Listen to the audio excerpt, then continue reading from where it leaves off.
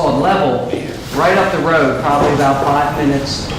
We had a general store, a blacksmith shop, a firehouse, and a garage. And I always tell people the most notable thing about Level, it's spelled the same way forward as it is backwards, right? Interesting, if you get a chance, though, Ford's blacksmith shop, the blacksmith shop that was in Level, was moved down here to this museum, and it's quite a facility to take a look at. My great-great-grandfather from the Worthington family helped farm this and was born in the house right down there. So there are some neat things, and if you get a chance, walk behind the blacksmith shop and you can see the river almost to the Conowingo Dam. So it's a really beautiful spot. I just wanted to stop by and welcome you, but also thank you for your work in reference to the broadband initiative and the work that you're doing. You know, Harper County is one of those counties that we have back when we just started Smart Growth, have a growth area around Bel Air and so forth, and of course that area is served.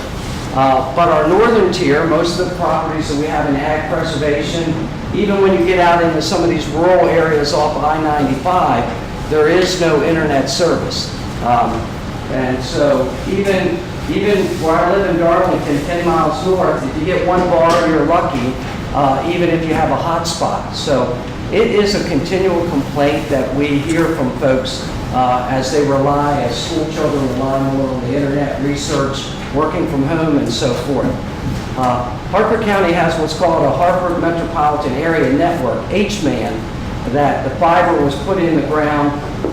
Nick is here, my IT director. But it connects all our public facilities, libraries, volunteer fire departments, county buildings, and so forth. And that kind of gets around the perimeter of the county, and so it does create a backbone. A year and a half ago, we did have a contract let for an outside vendor to take a look at whether, in fact, that we could use that to create a wireless network with towers and using some existing towers. You know, it was expensive, number one. Number two, it is still, as you know, it really depends on geography. So if folks live in a valley, it's still not going to service them. So we're looking at that. It just didn't seem like it was worth the squeeze for us.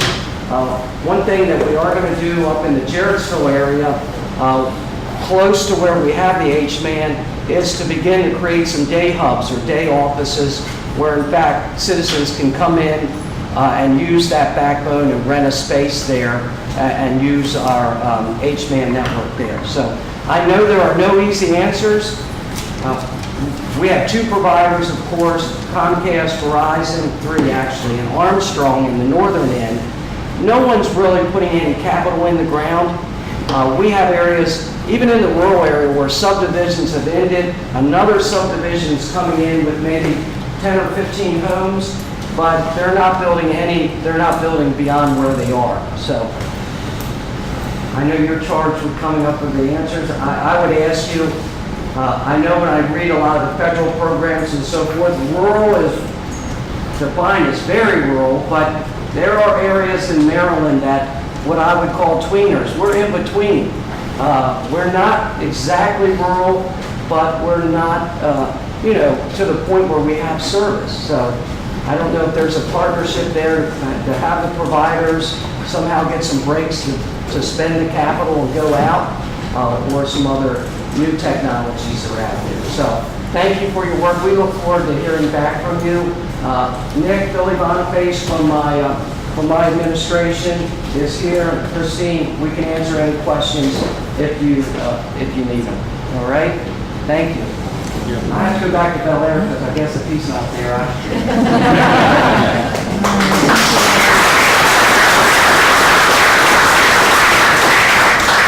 Thanks so much. So just want to probably go around and introduce ourselves. It's been a while since we all last met, and we do have some new faces here. So I'm Charlotte Davis. I'm the Executive Director of the Rural Maryland Council, as well as the Chair of the task force. Hugh Brumden, CEO, Eastern Utilities in Colorado County. Nick Uba, Director of Information and Communication Technology for Harper County. Kristen Sullivan, Harper County Government. John Hartline, Executive Director of Tri-County Council for Southern Maryland. Deanna Subtack, Fiber Optic Systems. Drew Van Dock, Vice President of the Maryland Broadband Cooperative. Teresa Bethune, Info Pathways and Freedom Broadband. Mike Pennington with the Tri-County Council for the Lower Eastern Shore of Maryland. Scott Warner with the Midshore Regional Council. Tony Reed, Deputy Secretary for the Maryland Department of Housing and Human Development. This is Kate, CTIA, the Association for the Wireless Industry. John Lyon, formerly the Cable Television Administrator for Anne Arundel County, now retired, and something else to do. Angela Davis, who will find something for John to do.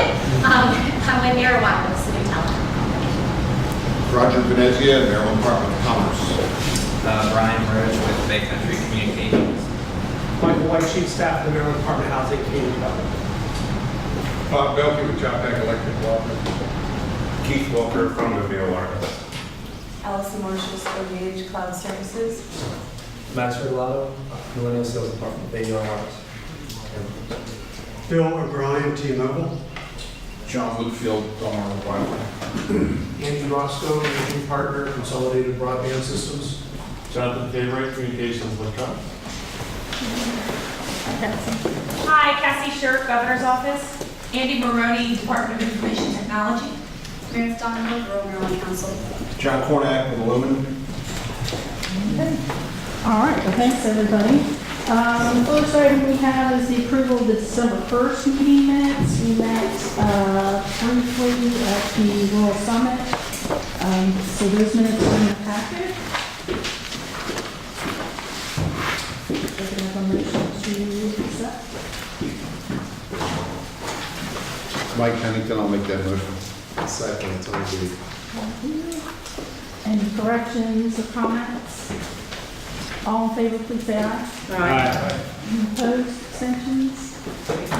Minutes are adopted. Since the county executive had to go, we had Mr. Billy Boniface on to talk more about Hartford County.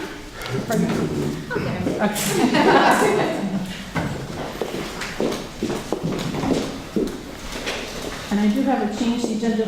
I had invited Senator Cardin to come and talk about some of the federal funding opportunities that are available in the appropriations bill, but I don't believe they were able to make it, so we'll strike that one. And we are having challenges with the internet here, so apparently they had their line cut, so we were using a MiFi. We are live streaming, however, trying to get the people, but capability, and for those who had presentations, the projector is working either. So, you know, it's happens when we have these remote meetings. We don't know what we're going to deal with here. So, Mr. Boniface, would you want to? Hi, good morning. And as the county executive said, I also live close to here, so it's very nice having you guys out to the stepping stone. Just the county executive touch base on our current situation, and it's driven. I mean, we have, while it's only probably 10% of the population of Hartford County that are having issues, they're very vocal because people want internet in northern Hartford County, and it's the same complaints. Students can't do the work, they can't stay home and work. There's no teleworking issues. So when we contracted, what's the name of it? CTC, they come in and look at our opportunities here in Hartford County. Just to elaborate a little bit on the county executive, they came up with 3 options for us, and one of them is to a straight fiber network put in. One's a combination of fiber and wireless, and then one was leasing our towers to an outside agency. Outside group and use that, which would be the least costly for us. But the thing with that is service is going to be terrible. The topography in northern Hartford County really limits that. So, and on the putting fiber in, we have estimates anywhere from $43 to $60 million. So you can see it's going to be a challenge. And then who pays for that when only getting up to about 13,000 of our residents would end up getting this service? How do you justify spending $60 million to the rest? So We have our challenges. The next step, as far as the consultant, we are going to be sending out a survey to the residents in Northern Hartford County and just get a better handle on who really is looking and what they're willing to pay if we do enter into an agreement with another company. So that's our next step. And what we have been looking at creating some hub sites throughout Northern Hartford County that will enable people to come to these locations where we currently have our HVA and RAM so that they can work at least from these hub sites. So that's something that we're just starting as a stopgap.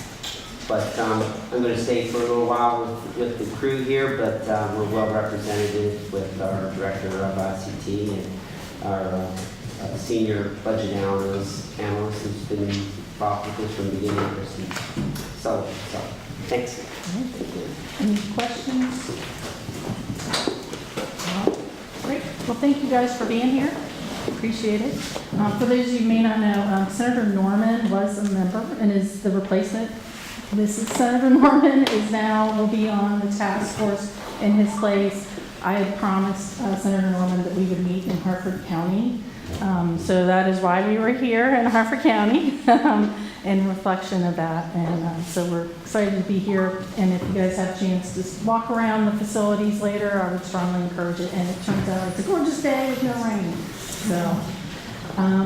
So next thing on the agenda is the review of the task force report. So everybody should have gotten a copy of the report that was submitted in January this year, with a handful of recommendations.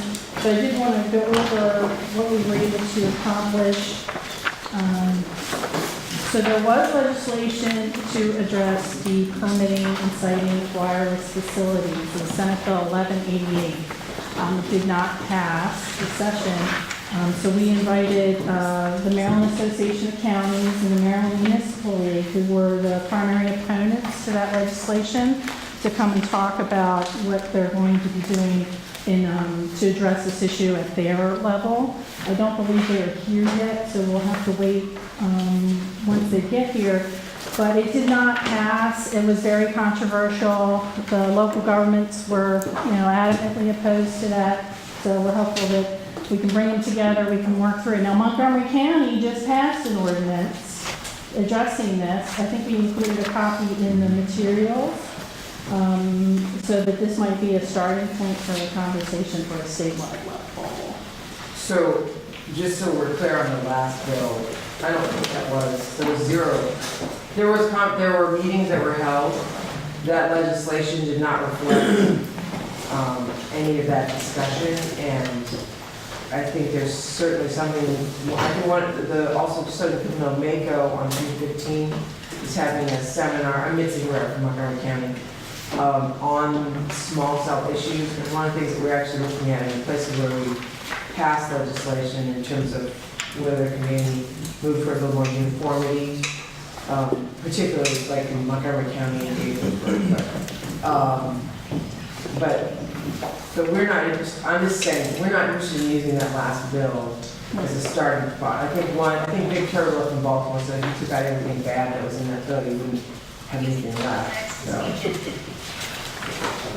Well, I think that was going to be a topic since I know the task force identified that as an issue last year, that we'll continue to work on this issue this time. And I have on the agenda for conversation this afternoon is a discussion of this draft work plan, and we have identified wireless lighting and permitting issues, since that was the first recommendation we made last year. So that sound okay with everybody in that scene? Okay.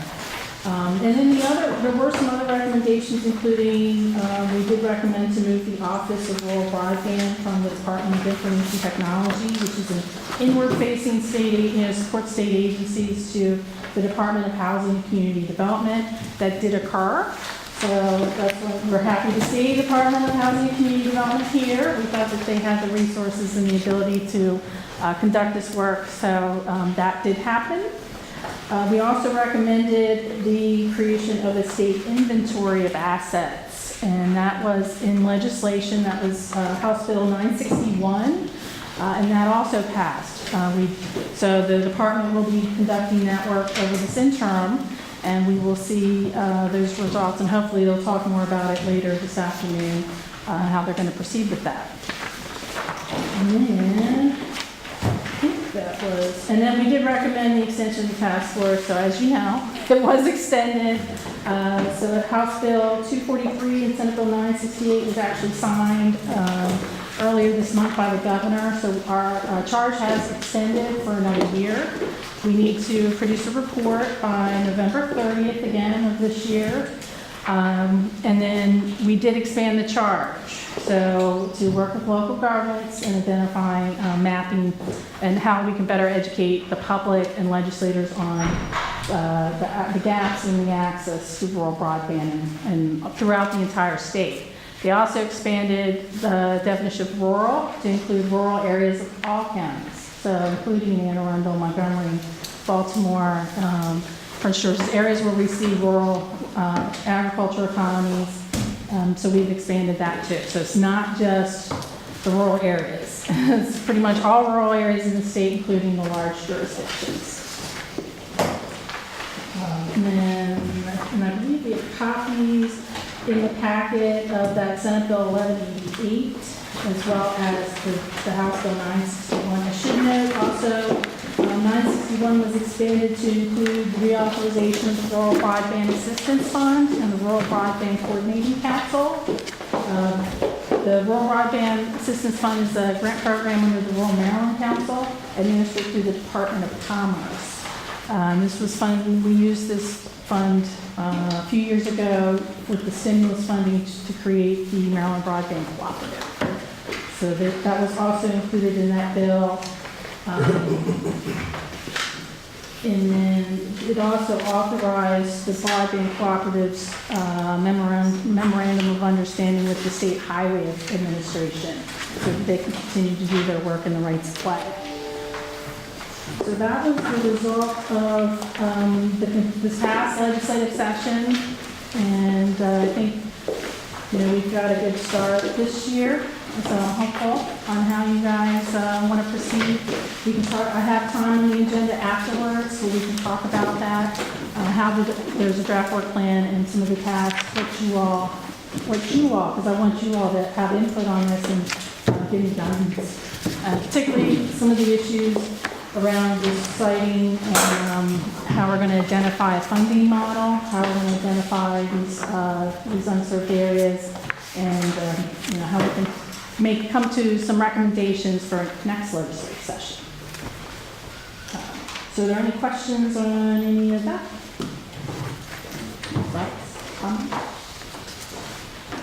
Okay. All right. Well, I saw Mr. George. Yes. So we've got our Mr. Bill George from the Maryland Municipal League. I don't see Kevin. Do you want to go ahead and get started? We're a little early on the agenda, but Sure. Yeah, we kind of divided up our presentation so we both talk about different aspects, since counties and municipalities share a lot of similar issues when it comes to small cell siting. Sure. So, okay. where would I stand? I want to apologize that we don't have our projector ready. It doesn't work. That's so okay. we don't have a PowerPoint capability, but the floor is yours. So. Okay. Well, thank you. Good morning, everybody. My name is Bill George. I'm Government Relations and Research Manager for the Maryland Municipal League. For those of you who don't know, MML is a trade association whose members include the 157 cities and towns of the state.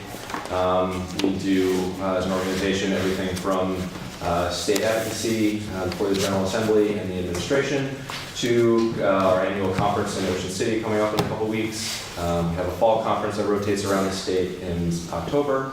Educational classes on everything from open meetings to ordinance writing, municipal budgeting.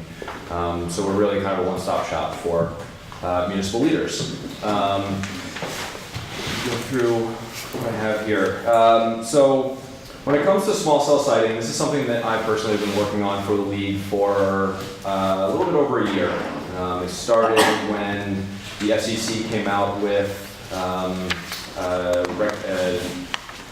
they were looking for comments regarding the proposed rulemaking at the federal level. And the National League of Cities, of which MML and all the other state leagues are members, encouraged us to submit comments just generally about small cell siting in Maryland in particular.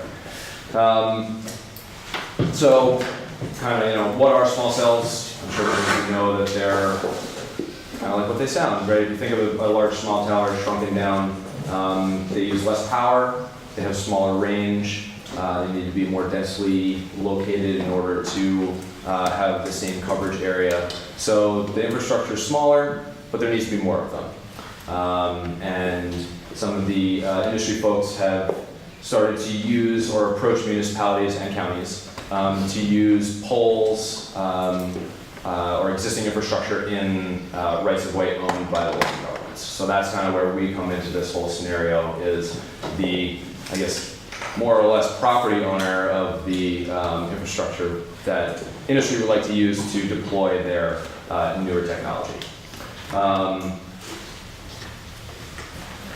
Nationwide, this is a growing trend. There have been about 15 states in which a statewide bill has been passed in their General Assembly equivalent. I believe a few of them have been either vetoed. I know California vetoed theirs. Ohio had an issue with a multi-issue bill which was unconstitutional, so I think they're trying again. But this is something that industry is pushing in the states in order to kind of have the way that they're putting it is a more streamlined approach to deploying their newer technology. So as kind of a framework, the FCC and federal law kind of dictates how these new technologies can be deployed. So one myth that's kind of out there is that local governments are out there to essentially stop this type of technology from being deployed in our communities, and I can tell you that could not be further from the truth. From our perspective, and we'll get into this a little bit more in-depthly, is we see this as a competitive issue because cities and counties are fighting for resources, we're fighting for education, we're fighting for people to come and live in our communities, businesses, that sort of thing, and reliable internet connection is essential. From our perspective, we just want to have a say in the process. So as we get into the discussion about the Senate bill and House bill from this year that ultimately failed, and our reasons behind our opposition was the sweeping nature of it and kind of cutting out of local input in the process. So yeah, I just wanted to make it clear that from MML's perspective, and I don't want to speak for Kevin, but I feel like I'm safe on this one from Mako's perspective as well, the issue of broadband and wireless deployment in our communities is incredibly important. We just want to have a say in the process, I think, is the kind of overarching scope of what we'd like to talk about. Let's see, so we had, unfortunately I wish Kevin was here because we had an alternating presentation type scenario going on. So I guess we'll skip what he was going to say. Because frankly I didn't prepare for it. So just a little bit about kind of how MML, and again I think I can speak for Mako on this because we have worked hand in hand on the wireless siting issue with regard to industry and the legislature. So take it back to last fall, 2017. We were approached by the Maryland Department of Commerce to have a meeting with CTIA, which is, I know I saw them on your agenda, I don't know if anybody's here. Yeah, okay, so, right. I believe it was Beth Cooley who met with us that day, along with the Department of Commerce. Mako was there. And it was more to just kind of discuss kind of what's going on with small cells in Maryland and that sort of thing. So from there, we invited CTIA. I know Beth came to our MML's fall conference in Rockville last October. AT&T and Verizon Wireless were also represented there, and we invited them, and all three attended as participants in a roundtable with our members to essentially help our members understand better what the intent of the industry was and kind of, dispel some myths that our folks frankly have about industry and what they're trying to do with this deployment. So this has all been part of a long-term effort from our perspective to engage with industry and really talk it through, right? Because I think that I can tell because I've been in a lot of meetings. We started kind of out here, and we're working our way towards the middle because there have been discussions. We've sat down with T-Mobile, Sprint, AT&T, Verizon, all on their own in separate meetings in November, December, and January of this year, leading up to the introduction of the bill in the General Assembly. We've had multiple meetings with Senator Middleton, Chairman of the Finance Committee in the Senate, as well as Delegate Derek Davis, Chair of Economic Matters, who are the two sponsors of the bills as well, and explaining them some of the concerns with this one particular piece of legislation, but also emphasizing we want our role in this process going forward. So our two organizations, MML and MACO, have really put our money where our mouth is when we say that we're trying to be good actors and have legitimate, good faith conversations about how to move forward with this deployment while not cutting out the local governments entirely from the discussion of where these things are cited and aesthetics and everything that the FCC and the federal government says that we can have local authority to at this point in the agreements. Those are under our purview. So also when it comes to federal and FCC stuff, through rulemaking and federal law, there are certain things that local governments cannot do. One is that we cannot say no to applications for small cell deployment in our communities if it means that those regions will go unserved. We can't, so we can debate over pole height, we can debate the cubic size of the ancillary infrastructure, how close the pole. We can discuss all of that sort of stuff, but we can't flat out say no. The FCC has also come out with rather ambitious, from our perspective, timelines in terms of turnaround application of permitting.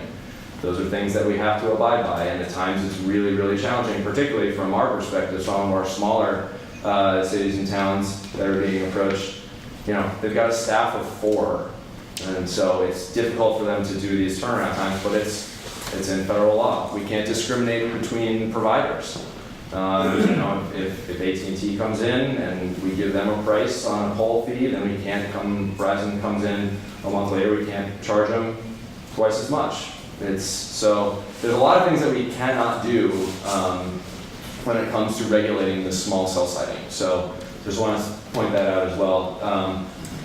One thing that our folks have really taken on as an initiative is MML has, throughout these discussions, made it clear that we're ready to be a resource for our members. So, the average size population of a municipality in Maryland is 1,800 people, with a staff of 10 is the median number. Operating budget is about $1 million, and the square footage is 3/4 of an acre, or excuse me, 3/4 of a mile. So we're talking, some substantially smaller members. I mean, everybody thinks of Baltimore City and Rockville and Gaithersburg and Frederick, right? But we also have, Eagle Harbor and Indian Head and some of the smaller municipalities that really rely on us as a resource. And so one thing that we've committed to do is act as a repository clearinghouse for municipalities that want to enact local ordinances that deal with small cell deployment in an effort to have a framework for industry for when they come in, so there's already a set of rules here. And I can tell you that over 20 of our members so far in less than a year have already either enacted to the point where it's complete and it's local law, have an ordinance pending before their city council, or are in the process of having their legal team look at drafting an ordinance. I feel like every week or two I'll get another member come in and say, hey, we want to start on this thing, can you help us out? say absolutely. So what we've done is we've been collecting as a database all of the enacted ordinances from municipalities in the state, and we use them as templates. We go out to the members who come to us and say, hey, we're looking to do this, but we don't want to reinvent the wheel. And I say, here you go. Here's 7 ordinances that have been passed that fit your geographic population size. Take this as a starting point. It may not entirely fit your priorities, but it's a time saver. It's a place to start, and it's a proven method already. So that's one. Just to rattle off a few. We've got we have Rock Hall over on the Eastern Shore in Kent County. They passed an ordinance last year. Let's see, Brunswick in Frederick County on the Potomac River. These are smaller, some of our smaller towns. Obviously Bowie and Gaithersburg and Frederick are working on it, some of our larger municipalities, but also Newmarket in Frederick, just outside of Frederick City, Tawnytown in Carroll County. So La Plata in Charles County. We really have kind of a broad geographic population and urban-rural mix of municipalities that are really trying to take the lead and get out in front of this thing. And we're encouraging that. And it's one thing that we can do as an organization is really help our members. It cuts down on their legal costs. It cuts down on their staff time. And if there's anything that we can do as a resource, and I know that we think that this is going to help also prove that maybe maybe a statewide bill isn't of the scope that we saw this year isn't necessary, because we're really trying to streamline things at the local project or at the local level. Morning, Kevin. Hey, how are you? Perfect timing. We're running well ahead of schedule. Good. Okay. While you got settled, I'll just kind of wrap up a little bit. More here. One other thing that we've had in our discussions, just to kind of close the loop on local governments engaging with industry and legislators, is that one thing we've been hearing is that there are instances of local governments having a negative effect on potential investment in their communities. And what we found is that a lot of those that are being cited are actually not in Maryland. They're in Missouri or Virginia or Colorado and some of the other states where there have been statewide bills passed. So the one thing that in all of our conversations, we've never gotten a concrete, here's a problem we're having in Maryland, in a county or in a municipality. So if that's ever the case, we'd love to hear about it, because we want to be the facilitator to make this go well, because it's important. It really is to our members. So whether it comes from a wireless company or whether it comes from someone within the state government, let us know, because we're here to help when it comes to deploying these small cells. That's kind of wrapping up where I am. Sure. We skipped over your first section. Sure. So, Yeah. So I'm Kevin Canali here on behalf of MACO, the Maryland Association of Counties. Thank you for having Bill and I here today. We appreciate the hard work that you're doing, and we certainly understand the commitment that it takes to address the issues that you all seek to address. I think one way to tie this conversation into this issue is that we're talking about Senate Bill 1188, House Bill 1767, and one of the big issues that we have with that bill was that we all know that we have a rural divide when it comes to broadband and high-speed internet access in Maryland. And we know that high-speed internet broadband access is no longer a luxury, it's a necessity, right? One of the issues that we have with this bill was that if we believe that if the wireless industry is going to come to Maryland and make hundreds of millions of dollars investment in our state, some of that money should go to addressing the issues that we already have, to addressing that gap in coverage that we know we have in rural areas. We know that high-speed internet is essential to our economies, education, public safety. It drives social interaction, and it really drives the worldwide economy. So if we don't have access for a good number of our residents in the state, that's a problem. We wanted to see some of that investment go to the rural communities, but there was a specific provision in the bill that said that if a local government owns land, owns property, and they want to allow a small cell to be installed on that property, they could not go to the carrier and say, we'll give you all the land, you can install as many as you like, but we would like you to provide some sort of public benefit, whether that's extending coverage out to our rural areas or providing public Wi-Fi, providing us with some fiber, some conduit. We were not able to do that. So we couldn't leverage the fact that we owned land, that we owned poles, whatever it may have been, to provide a public benefit for taxpayer-owned infrastructure. That was a problem for us. So that's just a way to connect this issue to this bill, that we believe that if there is this huge investment into our state, we have to address the issues that we already have. We have to do that before we invest more money in areas that have already seen significant investment, and we see that gap grow, and we don't reduce the gap, which is what we want to do. So I just wanted to quickly hit on that, and I think you want to go into your next area of focus? Or? Yeah, I think it's time to, time here to talk about the bill specifically. Sure. So some of our concerns. Okay, so this bill came in. It was a boilerplate bill that we had seen coming across the country. We had heard from our sister associations their concerns about the bill. Prior to the bill being introduced, we had worked and sat down with the telecommunications industry for months prior to session in anticipation of a bill to see if we could work out some of our differences, to see if we could come to some sort of agreement on what a bill would look like. We continue to do that. I think we would like to still get this technology into our counties and our municipalities. We know it's important, and we certainly like the technology. When the bill came in, again, it was a boilerplate bill. We had seen this bill.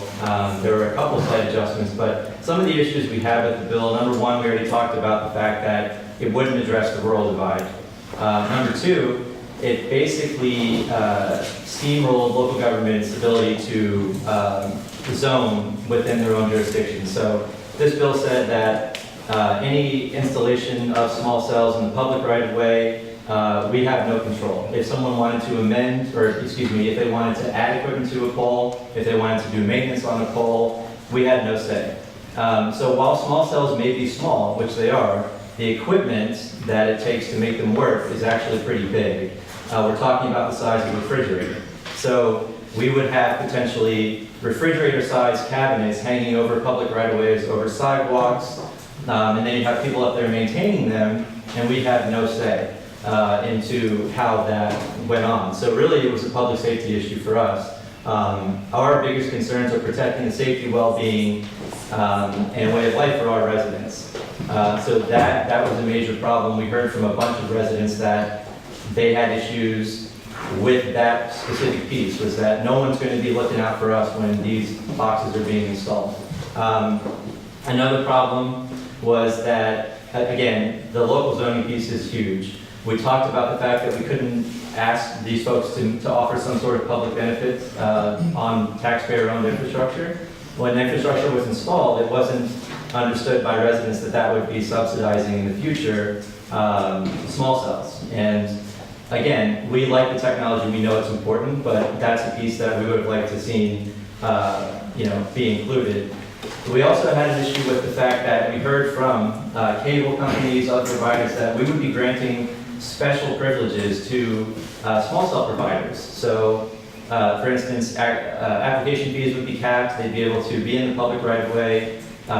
These special privileges would have led to lawsuits from other providers, like cable providers, Comcast, Verizon of the world. They had that issue in Delaware, and we heard directly from them, this will lead to lawsuits because you're giving them a special privilege. We're going to want the same thing. If you don't give it to us, it's going to be a problem. We also, it also removed the requirement that they provided a reason why they needed that small cell in that specific spot, which is a problem because when residents come to local government to ask why this small cell had to be placed right here or why it couldn't go down the street, we don't have an answer for them because we didn't get a reason. Right now, you have to give a reason why you need something right there. And if this bill would have passed, there would have been no reason, we have no reason why they needed it exactly where they needed it. And again, we're not able to be accountable to our residents, which is obviously a major problem. Let's see, so it also required local governments to essentially, I think we talked about the fact that we have no control over the installation, over the engineering, the placement of these small cells, the maintenance. So again, you have this public safety issue that we talked about. Also, applications were a big thing. So permit applications, this bill said that you could have one permit and you could put as many requests on one single permit as you would like. So you could come into a small municipality, a smaller county, hand in a permit with all of these requests, and the county would have to approve or deny the request within 60 days. There's a federal shot clock of 180 days that these applications have to be turned around, so we can't just sit on them. It's federal law that we turn them around within 180 days. This bill would have said, no, it needs to be 60, and we can put as many requests on one single application as we like. They cap the application fee at $100, which we believe is an arbitrary cap. Under Maryland law, we can only recoup the costs of what it takes for us to approve or deny applications. So if we have to go out and do a site visit, if we have to write up reports, whatever it may be, that was limited at $100, which is also a problem because some municipalities and counties contract out to private companies to do these surveys and provide these reports for us. So we would be losing money in some circumstances with that $100 cap. And again, we can't gouge people over the prices of applications. We're only allowed under Maryland law to recoup the cost of that application, what it costs us to look at the application and approve or deny. I think those are a pretty good overview of the issues that we have with the bill. I think, again, we love the technology. We want to work with this industry to get this technology in our counties, but we have to find a medium ground. We have to be able to protect the safety, well-being of our residents, be able to respond to their needs. And at the same time, this technology is great, and we want it, and we understand why it's needed, but there has to be a middle ground. This bill was essentially just bulldozing over local zoning, and again, I'm not trying to disparage the industry, but we have concerns, and we need those to be addressed. I think the way we left it, the bill was pulled by the sponsor, Senator Middleton. He just said there was too much controversy, there wasn't enough agreement between the parties to get anywhere. And we promised him that we would work to make sure municipalities and counties were enacting local ordinances to address these concerns. We didn't think it needed to be a statewide preemption. And I don't know if you talked about some of the municipalities that have started this process. Touched on it, but haven't gotten into Sure. details So yet. we can talk about that. I know that Montgomery County ZTA is on your agenda. I can touch on that a little bit and just give a quick overview of what that is. But I think that's a great example of us living up to our word that we're going to be doing that. NACO is also holding a small cell symposium in June for all of our members, where we're going to bring them in. We're going to hear from experts from the wireless industry, talk about best practices, talk about how to do this so that we can address these concerns while also, again, retaining our local authority to protect the safety and well-being of our residents. So we're actively engaged on this issue. We're asking counties to engage. We're asking them to draft up these local zoning regulations, giving them best practices. We want to make this work. We know the technology is great, and if you want to talk about some of the municipalities that have started the process, I think that would give a better idea. Sure, just one last piece on the bill before we move on to some of what our members are doing, is that it seems like a very, very unique scenario where there is essentially a federal mandate to allow deployment of this technology, yet there's the concept of local zoning and that's at the crux of deploying this federal mandate. It's a very interesting dynamic, and it's one that we have not dealt with in quite some time, having to balance, the FCC's regulations and federal law saying you can't say no to the deployment of these small cells, and you have to do it at a certain time, and you can't discriminate amongst carriers. But then your residents are expecting you to take their beliefs and priorities into the actual physical deployment of these small cells, taking into account height, character of the community, right? I mean, one of the biggest issues that we're having is not necessarily deploying them in industrial or commercial zones, but in residential zones where we have a lot of underground utility communities. And all of a sudden now there's a threat of poles going up in a community that worked really, really hard and spent a lot of money to put all of their utilities underground, and now there potentially are going to be small cell poles on the street corners. And so, I mean, that's the type of issue that our residents are expecting our local leaders to really kind of champion for them in a very delicate way, because they want the cell coverage too, right? So I'm just trying to highlight how complicated this issue is, particularly from our membership who hears it firsthand from citizens. Is it time for a question? Sure. So, Delegate Corinne, so I've been on both sides of this debate, so to speak. I was an alderman in the city of Frederick, and now I'm the state legislator.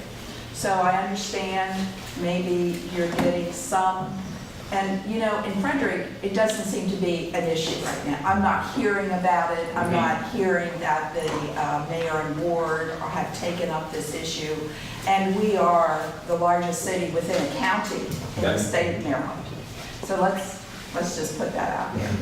Now, in my front yard, I have an electric utility box.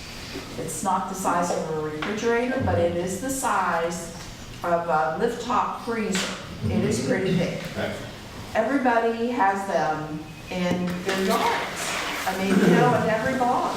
So what makes this different than that? Let me start there. I understand about the pole, but you're not talking about wires, are you? You're just talking about a pole, or are you talking about wires? No wires. No wires. Okay. Just a pole. Just a pole with an antenna. Yeah. So I think that there is cost and benefit to everything, and I think we need to hear also from people who need the service, who need the service to work from home, to maybe start small businesses. So it's also, as we know, an economic development tool. And that's what I told our MML chapter dinner the other night. Right. And so I did get a little bit of pushback on that, but I think it's because they want to be part of the solution. Yes. They want to be at the table. Hence, you are here at the table. So we do want your input, and we want to work with all parties involved. So I'll stop there. Thank you. Yeah, and I will say that the city of Frederick has is either pending before the city council, or it's within weeks of they're drafting an ordinance for the city. So they are doing something. I have not seen a copy of it to see kind of the content of it. I'm going to talk a little bit in a few minutes, just kind of the types of things that you'll likely see in municipal ordinances when it has to do with small cells. And it's a lot of things. Well, why don't we just talk about it now? It's a lot of things that you'd expect to see from from the level of government that deals with the type of zoning and actual construction of projects issues, right? So looking at some of the ones I mentioned earlier, Rock Hall from Kent County over in Eastern Shore, and Brunswick, the small municipality in Frederick County on the Potomac River.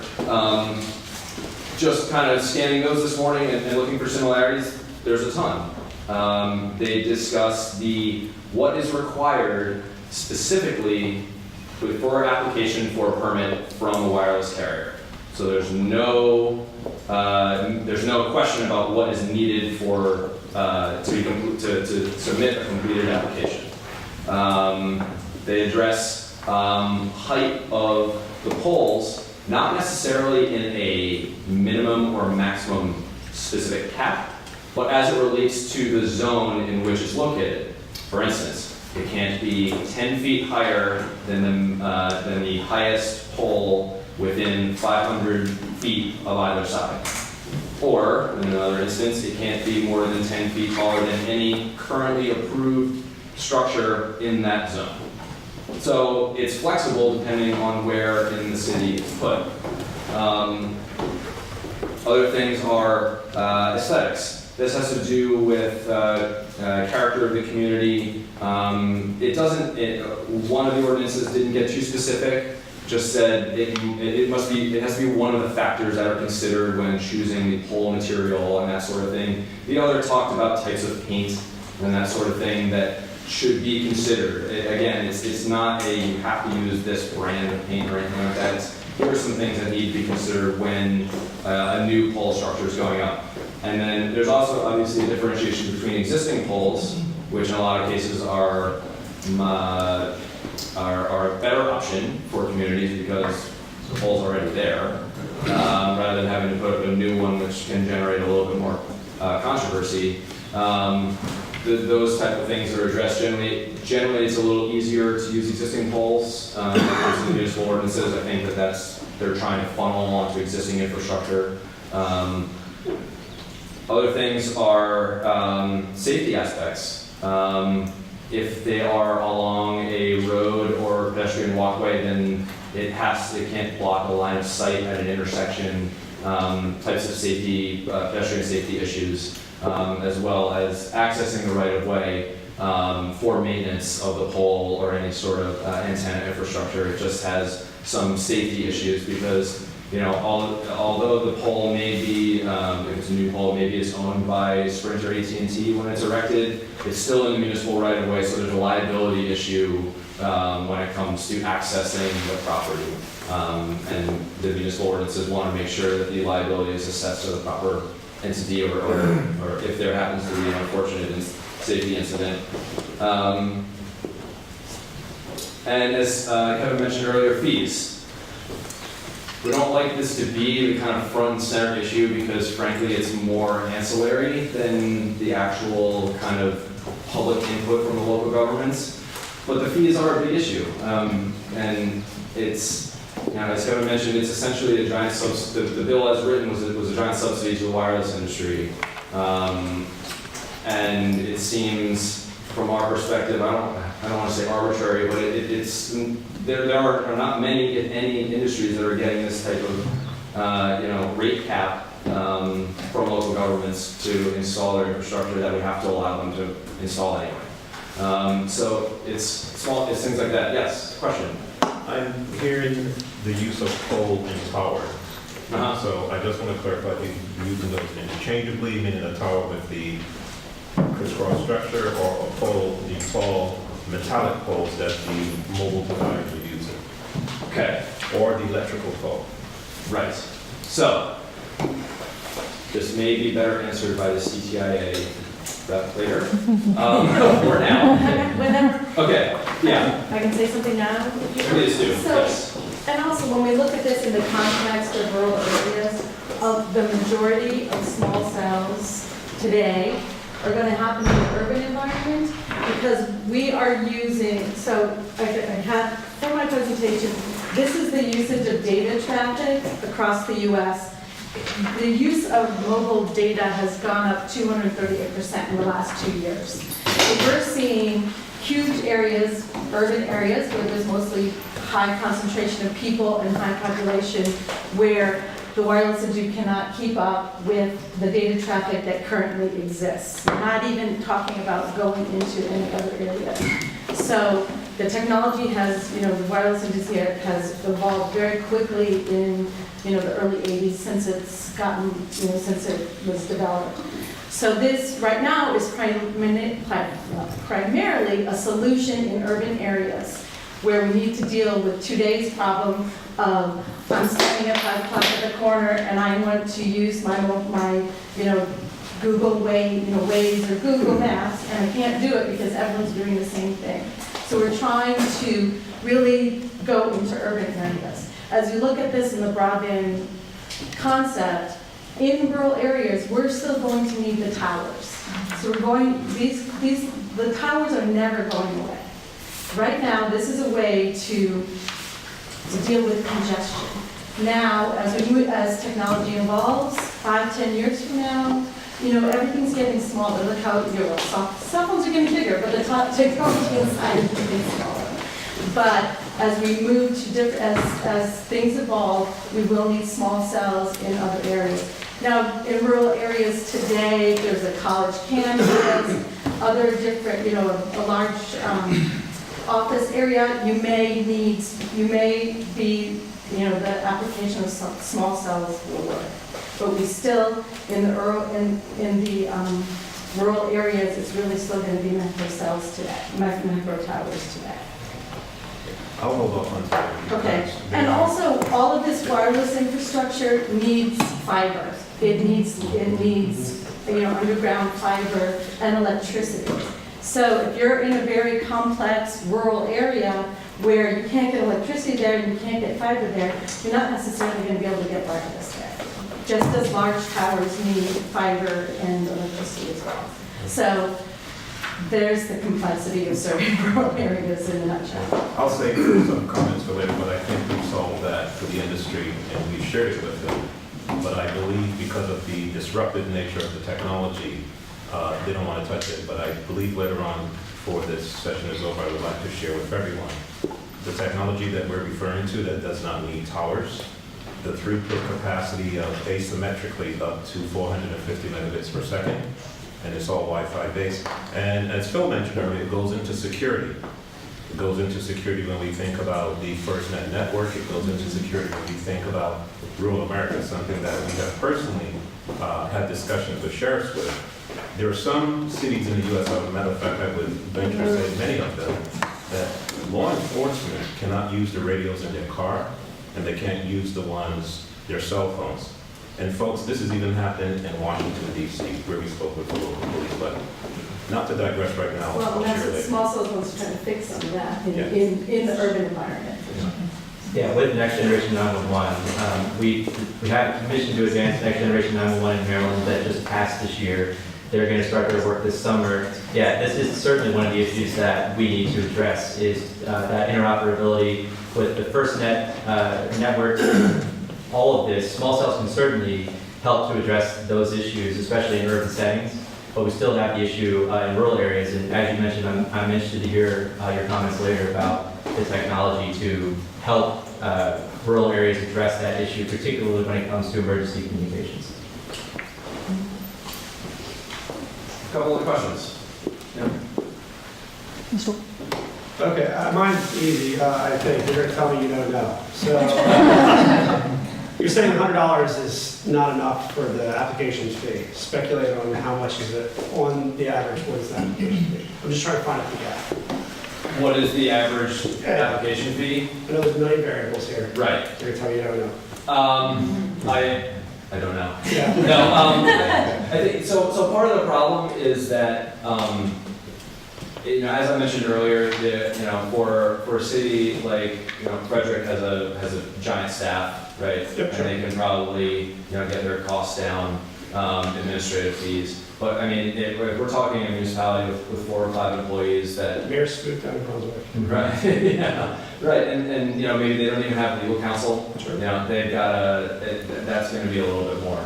And, you know, I don't think that we've ever calculated a median or mean application fee, but if you're interested, I can follow up with you. I just think it would help the conversation, because obviously from the finance side, which is why we're here, Yep. I needed the kind of questions that the Secretary of the Department would have. Sure.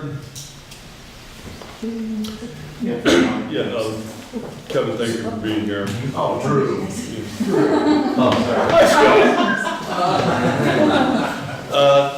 You said it was a boilerplate legislation that you've seen coming across the country. I'm curious, has essentially similar legislation been passed and gone into effect in other jurisdictions, and what does the experience say? I can talk to that. if you'd like. So there have been many bills across the country that have passed these statewide bills. And while they're a general framework, they are by no means a boilerplate, the same bill in every state. Every state has had changes that have reflected the interaction among the people. We're in the early process, in the early stages in Maryland of trying to figure out what the bottom line is going to be. In some areas, and also in many of the states, these bills were supported by the counties and the cities. Also, there's also bipartisan support on every single bill that's passed. But they also, if some states felt that aesthetic concerns were most important, those were, front and center. Fees the fees are different in every state. All of these bills have evolved to the environment in which they would come. So they're not, so there are lots of ideas and different ways. You could look at all the other state bills and see what other ideas have come up as well. And and the industry is trying to prepare for the next stage, the next evolution of wireless. You've heard about the Internet of Things. You've heard about the ability to use sensors for, autonomous vehicles, the ability to monitor your water for a city and town to manage their bus systems or check the water pressure in their wells, manage city lighting. All of this stuff, it's really happening right today in the urban environment. There are some rural applications that will be coming down the line, farmers using IoT to help monitor crops and water level and different things like that. So we're sort of in a new, on the cusp of a new evolution of how technology is going to be different. Just like, I didn't have a cell phone when I was 11 years old, now my kid does, but because it didn't exist then. So we don't know what the future's going to hold, but we're starting to see the beginning of needing an infrastructure in which to allow for the future of technology. But look at the app economy. Look at what's come up in the last few years that is really, Uber, Google Maps, the ability to, check your heart pressure from an app, or all kinds of things like that. We don't know what's going to happen.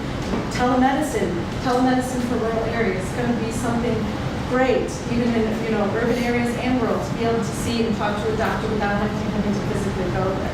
So we're just trying to set the stage for whatever the future is. And when you talk about fees, we understand the problems with a town that has one person who checks out all of the permits. We just wanted them to reasonably reflect the cost that it costs them to do that.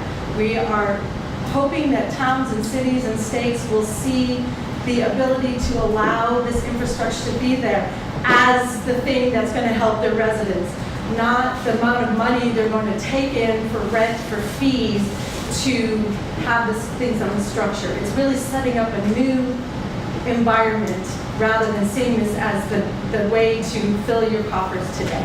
That's kind of the way we're looking at it, and setting the stage so that we have reasonable costs to get the service. Yeah, so quite honestly, I think fees are at the bottom of our list. And as I said, state law already says that we can't charge anything more than it costs us to process that application. So it does depend on the size of the municipality or the county. We don't feel like that was provision that was needed. In terms of boilerplate, yeah, I agree. The bills have been amended, but I think the way it came in was a boilerplate bill. Obviously, other states have made adjustments and they've made changes to reflect their needs. But Virginia just passed a law, and frankly, they said the municipalities and the counties as well as it's been a complete nightmare. And I'm not saying it's because of CCIA, or I don't know the whole process, but I think they tried to make some changes and stop it, and it just has been pretty rough with them. So we were in heavy communication with them during our session, and they were strategizing with us. Again, we do agree, we need this technology. It's not about filling the coffers, it's really not. This is an issue, fundamentally we believe local governments are in the best position to zone small cells, just like we zone everything else within our local communities. We are the ones that are closest to the residents, we hear their concerns on a daily basis. So maybe it's an ideological disagreement on who should be zoning, but we feel like it should be the locals, and that is at the centerpiece of our concern. Kevin, I apologize. Yeah. My question was clearly unclear. I wasn't really interested in the political history, or we all agree, else we wouldn't be in this room, that the advantages of technology are fundamental to our quality of life. My question was really about was do we have any experience or the ability to talk with people in communities where these refrigerators have been deployed and they're no longer something, you know, in the abstract, it's hard to know how it's going to affect your view shed or how it's going to affect your real estate. Quality of the technology things aside, do we have communities that are similar to ones here in Maryland that have deployed this equipment? And they found out afterwards that, well, you know, we don't see them. You know, they're just a part of the background. They aren't obnoxious, or are they? Right? So, I mean, I've only lived on the Eastern Shore for 15 years, so I still got 4 generations before we become Eastern Shore. But it seems that since I moved here in 2002, that people have been trying to put windmills off the coast of Ocean City to provide green energy for this whole long period of time. And it's never happened. You never know if it's going to happen. But there's a lot of anxiety about part of the reason why nobody wants to do it is because they're anxious about what it will actually manifest. And that's my question with this technology, is do we know if when it's finally deployed that the thing that is in these communities, is it a good thing or a bad thing? We certainly can put you in touch with some folks that have deployed the technology in their communities. There are multiple examples across the country. I think Virginia is just an example because we've been talking to them. I can certainly get you some information to contact those folks and you can hear from them or other states as well. And I can see what we have found, and you know, I know there's a lot of trials going on across the country. So you're talking about residents being up in arms. I just want to make a little clarification about the size. They are not the size of refrigerators. It's the technology varies in some. I mean, we're not going to get. Well, I'm not in going to debate. the bill, the size would have been the size of a refrigerator, 28 cubic feet. So I think, and I think maybe that's. I think in reality, a lot of the small cells are smaller than that. Sometimes they can be disguised to look like a light post and things like that. Absolutely, I agree. Yeah. Get to your. Thank you. So you named off a couple of very, very small municipalities that have gone through this legislative action. And my question really is, why would they do that? Because I'm pretty sure they're not on any major carrier's roadmap for 5G. At least not for 5-10 years. Right. So if that's true, why would they go through that exercise? I think it's to prepare or make it more enticing for the wireless carriers to come. Maybe they see it, I'm speculating because I haven't asked the intent of the municipalities personally, but one thing I can speculate on is, you know, one thing that we've heard from some of the wireless carriers is we don't like going in and not knowing what the process is going to be or any sort of parameters, and this is a way to give them certainty. They get certainty that they may not particularly like, but it's something, right? It's a way to decrease the variables for a wireless carrier to come into a community when there's an ordinance on the books that says, here's exactly what must be on the application, here's exactly what the fee is going to be, and here is the height threshold within each commercial district, each residential district, each industrial district. I think it's to provide a level of certainty, even if the chance of a wireless carrier coming in and providing services is low. Maybe they see it as a way to push them closer to the top. But something must be stimulating that action, though. Somebody must be going out and saying, you guys need to pass this legislation. Because they won't typically just do that. Yeah. Well, I can tell you that MML as an organization is absolutely pushing the idea for our members to enact ordinances because we feel like it's a way of demonstrating that local governments are taking the initiative and providing a structure for the industry to come in that is, yes, each municipality is likely going to have a different ordinance with slightly different priorities and parameters within their local law. But it's on the books and it's something certain. And we are absolutely, as an organization, pushing our members to get on the forward foot on this process and get out there because this technology is coming and we want our members prepared. So I'm located in a municipality where there has been some small cell deployment. And we are a fixed wireless provider, not a large cell provider. And the ordinance for rooftops was written in a very restrictive manner, but the ordinance for pole use was written in a very open manner. And there also seemed to be a fundamental disconnect between the size of equipment that a, say, fixed wireless provider needs, and even small cells, which may be smaller than a refrigerator, but they are larger than what a fixed wireless provider uses. How do you guide your members to understand the differences in providers, because we're not all T-Mobile and we're not members of CTIA, but we are wireless providers, but also that very real disconnect between the pole that's in front of my office that I actually hit my head on the unit when I walk under it, and rooftop use. So, as I am not an attorney, and I don't. You didn't say the whole unit. Like so I'm not going to try and get into a ton of the legality issues. So. It was more of frankly, it's the judgment call, the value. Yeah. So I mean, we will. I think the way that we as an organization are pushing this as this is a chance for you to prioritize how you want your structure to be.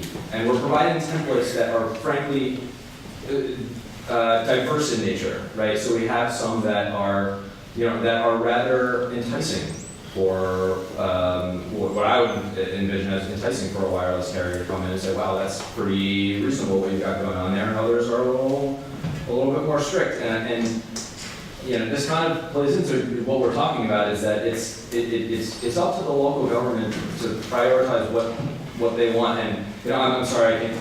Which municipality are you from? Is it okay to say? the city of Westminster, Maryland. Okay. Oh yes. Okay. They had one of the first small cell ordinances, I believe, in the state. From a municipal perspective. So I know Westminster's attorney, and she works. She actually has many municipal clients, and my guess is there's a lot of collaboration, particularly in the Municipal Attorneys Association. They talk all the time. I know that they are in contact with county attorneys as well. We had planned on talking a little bit about the Montgomery County and Rockville-Gaithersburg dynamic and how those three local governments had worked together in coming up with a rather comprehensive kind of countywide plan. But it's through a lot of collaboration, and it really comes down to local priority. I would also say, I would say that we would encourage that municipality or a county to understand who your vendors are and go talk to them directly and see what they need. If you, like you said, if you know that certain carriers are not serving your municipality, we hope that they would talk to the ones who are and collaborate with MML, MACO, and try and get an understanding of what exactly is going to be needed in your community.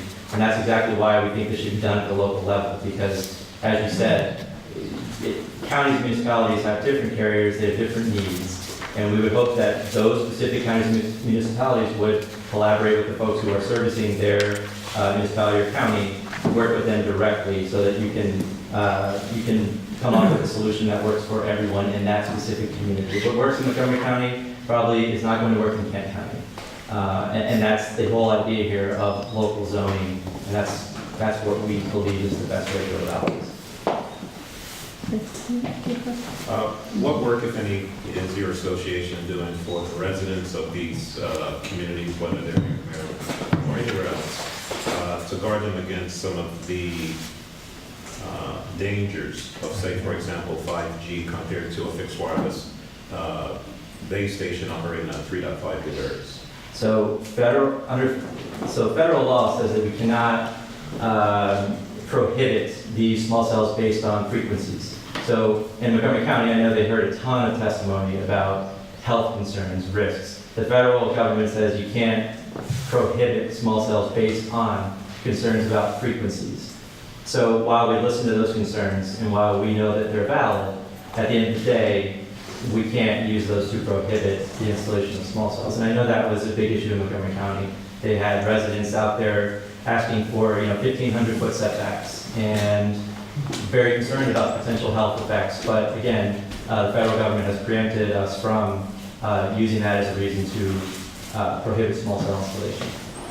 So I'm not talking about the prohibition of putting the cells in, but education and educating the governments as to the fully researched and not, the fully researched issues that might arise from the technology that's used and not necessarily, well, years ago they said that 4G would have this radiation, and we feel, and speaking as, I'm not a resident, but some of the residents could say, well, 5G, I heard it's supposed to be more. So what I was really trying to get to is what is being done to help educate these city governments as to the dangers and how to mitigate as much of the dangers, whether it be radiation or not, for the residents. I think there are differing schools of thought. Obviously, there are different interpretations of those risks depending on who you believe, obviously. And so I don't know if there's a definitive answer. I would say that we would provide them with any of the research that, we have a research director at Mako who I know is looking into these issues. But I don't think there's a definitive answer. I think Bill would tell you one thing and somebody else would say, no, that's not true. So I get what you're saying, and I think the best way to foster that communication is to have these meetings and these hearings so that people can speak about their concerns, and then they can not only get feedback from the council or the commissioners, but also from other residents in the room, from CTIA, from all stakeholders, so that they can hear all sides of this issue. But the only way to do that is to have these hearings and to bring people into the same room. But as far as a definitive answer, I don't think there is one. Ms. Royal? Mitzi is the expert, by the way. She should be up here. Yeah. Well, so, a couple things, response to here. On the issue of why to get involved now, I would say actually a big piece of it is design. Ocean City has put in an ordinance, and the actual way that they look, and I have pictures we can send you, the way that they look at the boardwalk compared to other places within the town is different, and part of that is because they've been involved in that. AT&T right now is developing a catalog of these are going to be the things, so by being an early adopter, we're trying to get in on some of that conversation. Some of these things are actually made, some of the other equipment by JM Wireless, which is based here in Maryland. They have an Edgewater, I think, production facility. And then they have, that's not the right name of it, but It's JMA Wireless. It was my own company. It is JMA Wireless, but they're up in... They're in Liverpool. They're in Edgewood, but they're... It is Edgewood, okay. So, and then they also have a Montgomery County J. Hooper office. So that's one thing. The other thing is that if you're doing something like Westminster where you're putting fiber in now, it would be helpful that you're thinking about, well, how could this also connect to wireless? Because those, typically when you build fiber systems, you sort of build it so I can get from here to there. You might have some where you're looking to add things, but you're talking to every one of those antennas needs at least one or two for each provider. And we don't typically have not built in the capacity you could peel off a couple strands of fiber every 300 or 500 feet. So it's good to actually be thinking about that in advance so that as you're doing, particularly if you're in areas where you've got a lot of new commercial things coming in, so that's a good one in there. I want to actually thank Lisa for being forthright about the fact that 5G is not coming to rural areas. It is an urban densification, and actually 5G, so 5G, which I run in doing this, is both a tool and a level of spectrum. So right now, there's a lot of stuff that you're seeing is they're using 5G technology, which is having devices closer to the antenna so you can kind of rapidly reuse that spectrum. That is being used to make 4G spectrum more efficient and serve more customers. The actual 5G devices, truly 5G, won't be deployed until 2020. So that's why a lot of this push, like we have to have all this stuff in place now.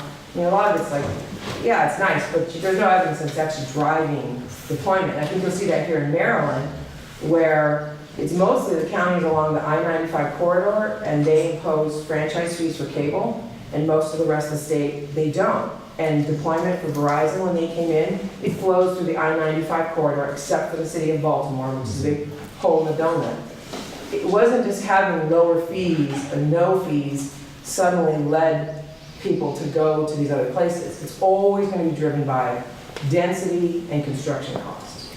And I think that's still true in the 5G. On the fee piece of it, what we did is, in order to pass this, we went in the urban areas and we basically made it so that you could replace an existing street light or a utility pole or a parking lot pole without a public hearing, right? So that you could move that through faster. And we had, as part of that, one of the council members specifically asked about our fee structure because we're in the process of looking at that. In the fees, I think it's important for people to think about the fees, that there's 4 fees that we're talking about. You may have a right-of-way fee, which is a charge, not a tax, right? Because it only benefits the person who occupies the right-of-way. Most people have a cable franchise in which they may charge up to 5%. Which is capped by federal law. Capped by federal law. Right, and then there's a little community extra that may be for capital that's specifically used for some restricted purposes. But in the telecom, what inhibits most people is that under federal law, you have to treat everybody equitably. In most places, the former Bell, so the Verizon or the AT&T, has a grant from the 1800s. And so there are issues with how you treat the new entrants versus the existing entrants. And some of the cable operators have sort of said, well, there's this fee for the right-of-way use, which you're charging to us, but are you charging other people, particularly as there's a lot of video being done on the mobile? Separate from that fee. So can I just clarify one thing about that fee? I mean, the franchise fee is only for phone, it's not for internet and cable now. So let me, yeah, so, going together. So well, just- but that was the Verizon got a line, and they've used that up until the point where they provide cable service.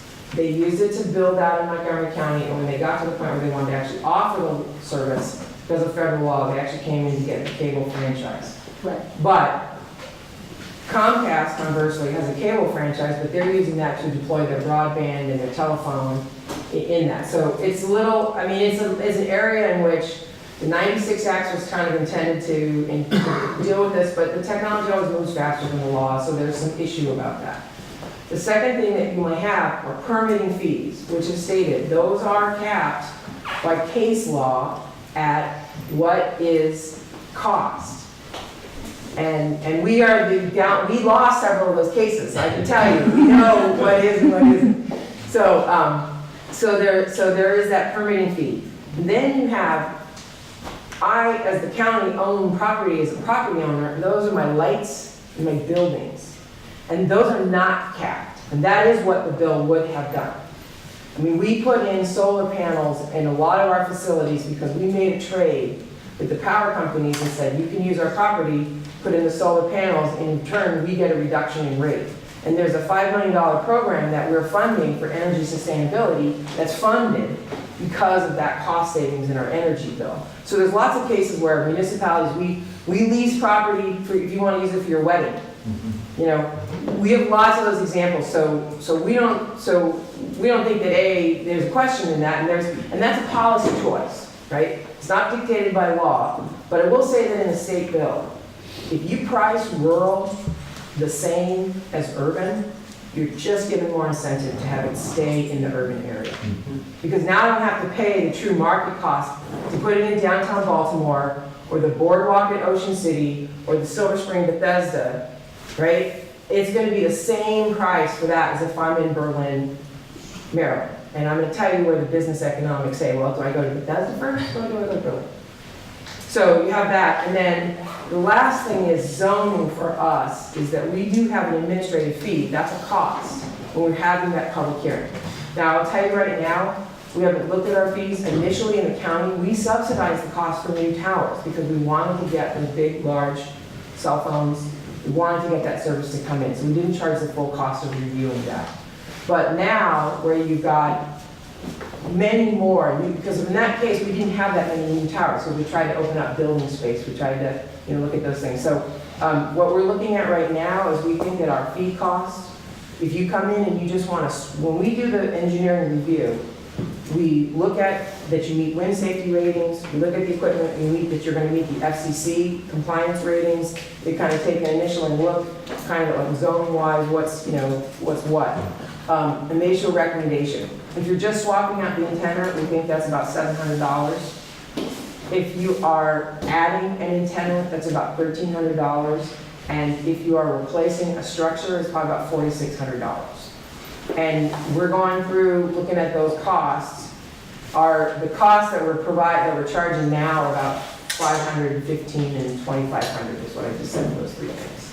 So that's a big area that we're pushing. And lastly, to Teresa's comment, what I would say is the best way is to actually either reach out to local governments or provide those specs to Mako and MML, and they can distribute, so as people are working on it. Because when we came up with our sizes, they were based on what the industry needs. Now, one thing that I pushed for that we didn't get through is the size of the equipment.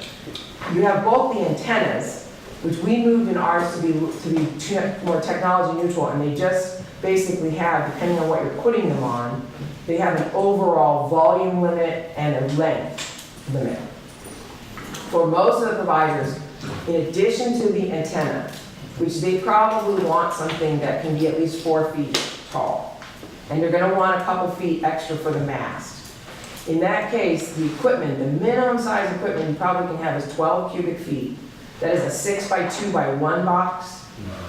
On a building, some people, if you want a 2 by 3 by 2 box on a pole, that's 12 cubic feet.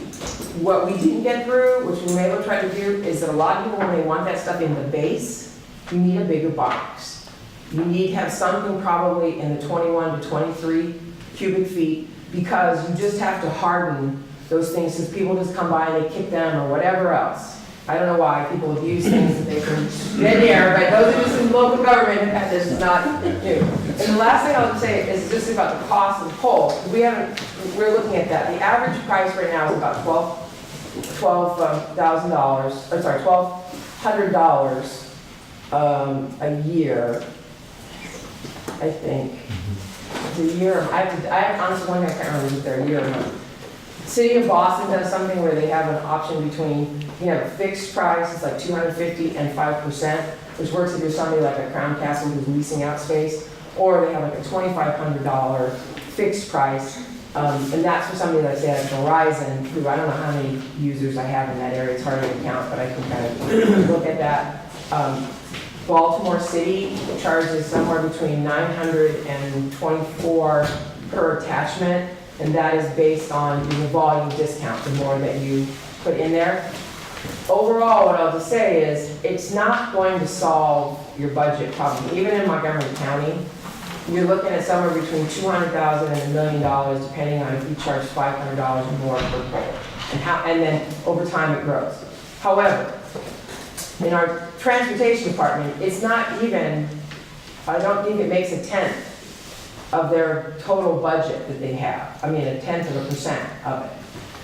But if you said I had $100,000 and I could put that into the anti-graffiti program that we have going in Bethesda or Silver Spring or downtown, that's a lot of money. If you're putting that money towards computers that we could buy, I mean, we're estimating that for us, if 10% of the kids in our schools don't have a computer at home, that is a $4 million program that we'd like to probably fund $1 million every year. So none of this money is going to solve a big problem. I'll just end with that. But where you have discrete programs, particularly where they're technology-based, the last thing I'll say is that the city of San Jose just worked out a deal with AT&T. They're going to get something like $5 million over 15 years, but AT&T agreed to give them $1 million up front as a grant to help address deployment, accelerate deployment. And the city of Los Angeles has worked out a deal with Verizon for 5G in which they're going to get 85% of the return on that back in-kind contributions. Because one of the things that we have for us in our parks, they are the furthest from our fiber network. Initially, they started it because they wanted some discrete Wi-Fi, but they really wanted security cameras. Because we had a case in which a woman was jogging in a kind of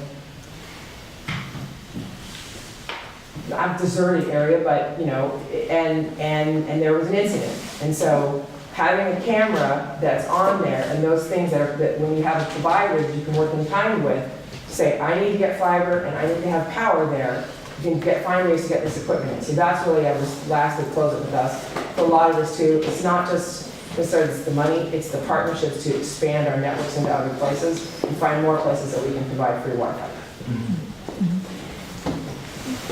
Mr. Ross? Yeah, actually, my question is for you, Charlotte. Okay. You know, this small cell issue is an important issue, and particularly for a lot of people in this room have different constituencies and are dealing with this from a different perspective. But when I hear the discussion, and I think, you know, the blinders on the rural task force, do we have a dog in this fight? And I think Lisa pointed out absolutely correctly that the issues that we were set up to solve and what we talked about in the last session of this task force was really macro cell oriented. And when we were thinking about doing the inventory of assets to bring to bear, it wasn't for the high density areas of the rural areas, which is really the only place that these small cells apply. It's for the vast reaches of the rural areas, which are almost strictly macro cells. So my question is, how do you see this issue fitting in with the charter of this committee? Well, it was mainly that wireless charter, because we didn't really even address it last year. So how do we address this? And this was the issue that came up with the permitting and the access to rights of way. So is what we're talking about with the local governments a way that we could work in partnership with them to get to what I heard last year, which was access to rights of way and permitting issues. It may not be related to small cells specifically, but in the aggregate, how can we incentivize the expansion of broadband build out? And what I heard last year pretty clearly is that from you all, from the provider side, that was impeding some of our regulations in terms of access to rights of way and permitting is impeding our expansion. So that's kind of how I got.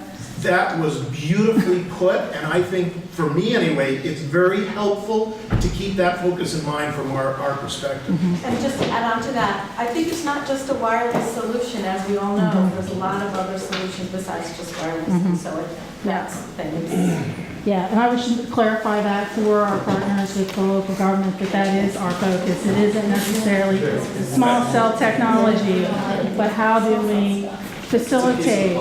Yeah, and so I think what I want to say is for you all is that we want to be partners, and how can this task force assist you all, MML and Mako, in pushing this forward, because we can certainly bring you the provider and the industry side. And then from the rural viewpoint is we want to expand out the build out. So how do we do that in a way?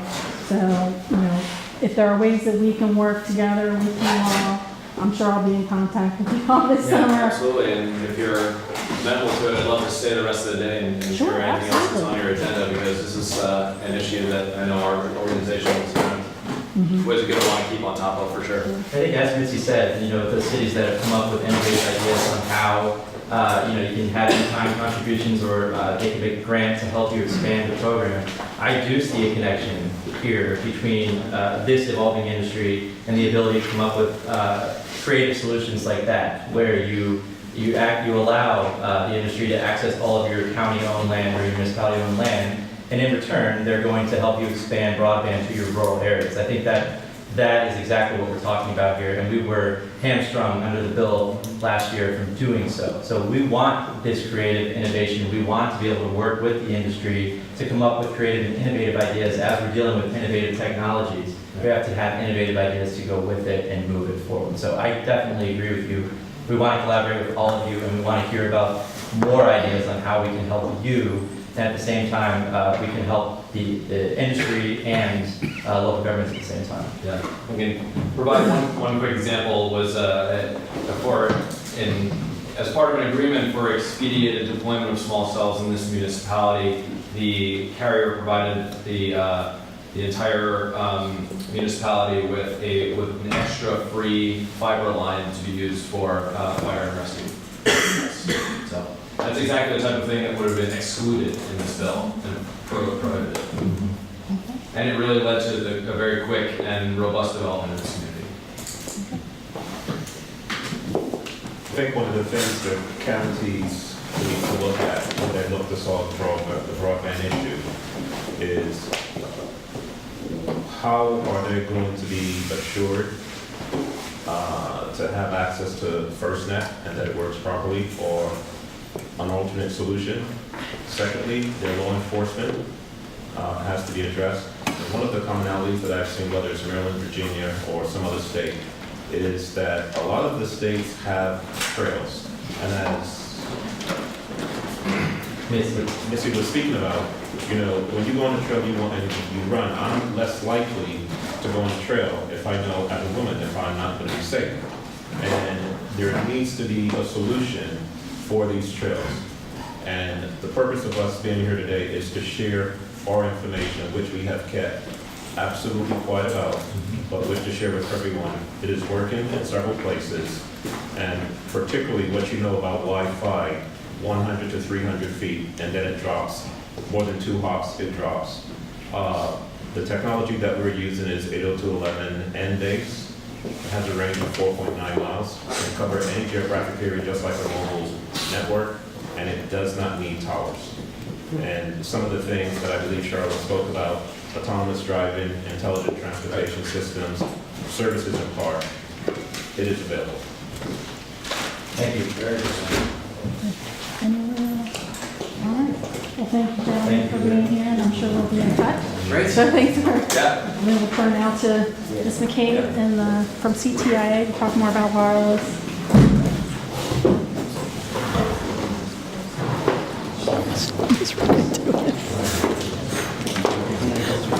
I apologize for the projector. So as I said earlier, I'm Lisa McKay with CTIA, and we're the trade association for the wireless industry, which includes AT&T, Verizon, T-Mobile, Sprint, US Cellular, who all provide service. There's also, TracFone that is a mobile, virtual mobile operator, and a lot of other we have members that are in the app economy, also infrastructure providers that are also members of our association. We kind of talked a little bit about how wireless is evolving, and we're at that, we're at a point, and just to reiterate kind of the things that we talked about with the task force, which all providers here, whether they're large or small, do need greater access, improved access to facilities and areas to be able to put infrastructure, whether it's wireless or landline-based, cable, WISP, any other types of service. And I think that's been one of the things that's really come out of this. We've had some great examples of smaller providers not being able to go where they're supposed to go. And I think, and that's what's been really interesting for me being on the task force, is having these small providers that are really filling voids that are not necessarily the business case that the big guys want to do. And that's why we're all here, and that's been really interesting for me to hear from those people. And being able to have reasonable costs to be able to do that, as you guys know, as a small or large, your job is, your whole goal is to provide service to residents, to communities, to people that live in Maryland. The lowest, if you can do that for the least amount of cost, you can provide the biggest bang for your customers. And I think we're all in there, in the area of doing that. And that's why a lot of this discussion is coming up. How can the state do things to help business do better, to provide interesting products and services to residents of Maryland.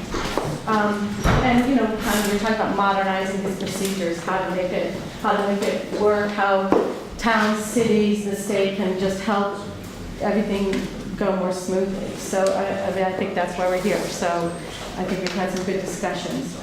I know we're supposed to have a discussion on the federal options out there, and I think we still need to investigate what some of those federal options are. Just on May 15th, the FCC put out a public notice. There were 277 applicants to provide areas of unserved high-cost areas of the whole country. And I didn't have time to drill in and try to find out what areas of those are, but there'll be more areas to find out where, if there are some areas in Maryland that have applied or will apply for this upwards of $2 billion that's going to be given out in grants over the next 10 years to provide service in unserved high-cost areas.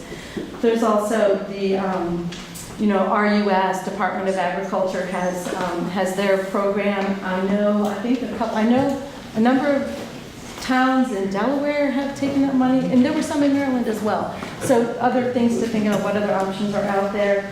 And then there is the proposed U.S. infrastructure.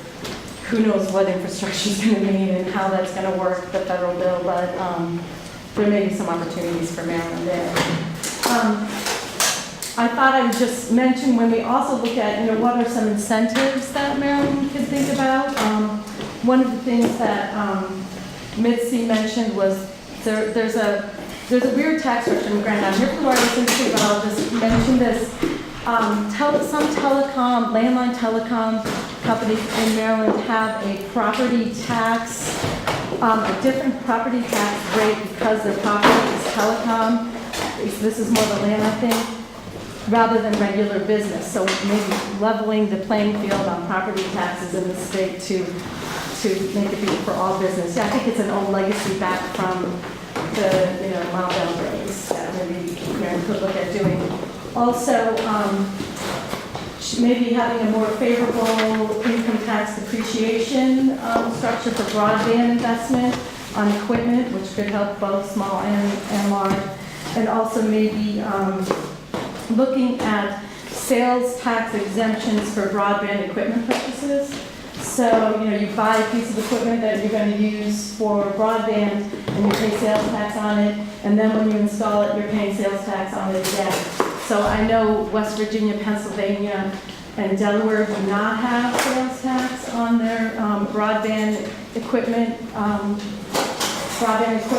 as part of the network. So that's something that maybe, the government could think about doing. So if you have a 6% tax on your broadband equipment, you're going to request you want to put in $1 million, you're really only putting $940,000 of actual equipment in because, so that, it's big money when you look at big things, so that's just something. That's a quick question. Sure. A sales tax on the equipment and sales tax on installation. So we're paying sales tax on installation in Maryland? Is that what you're Yeah, so saying? it's sales, let's see if I have exactly how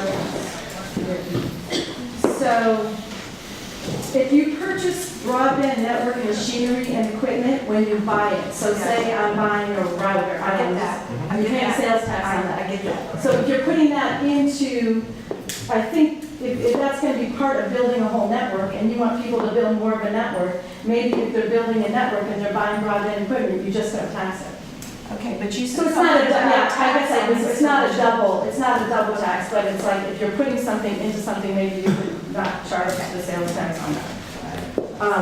In some other states don't, a lot of states have gotten rid of that tax to incentivize, make it less expensive to build out. I can clarify that for her.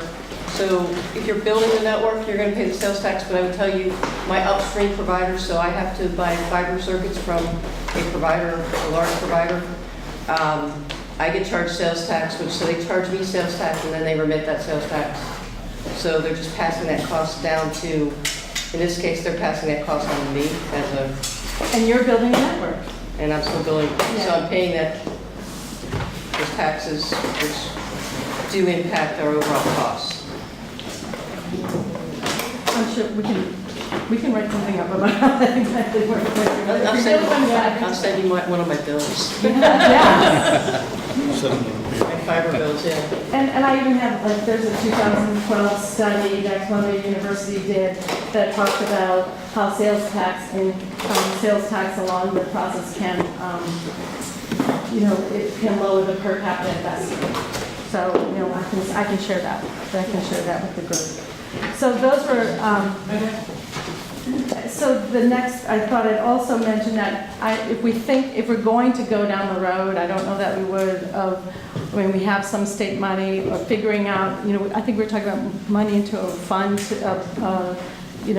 use general revenue dollars to fund broadband. I think we have to make sure that it is actually coming out of general revenues. We're not going to come up with a new tax on telecom or any other thing. I mean, I guess you can do whatever you want with sales tax, but to make sure that if we're using that money, it's not put on the users of telecommunications to fund more telecommunications, because then it's costs just added on back to the consumers.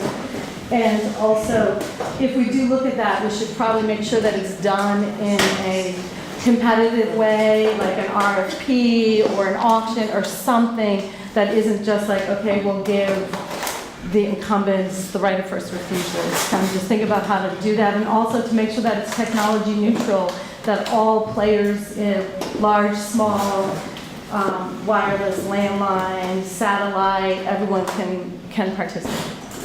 So that's pretty much what I had to say. I'm happy to answer any questions anyone's had about what we've talked about already, or...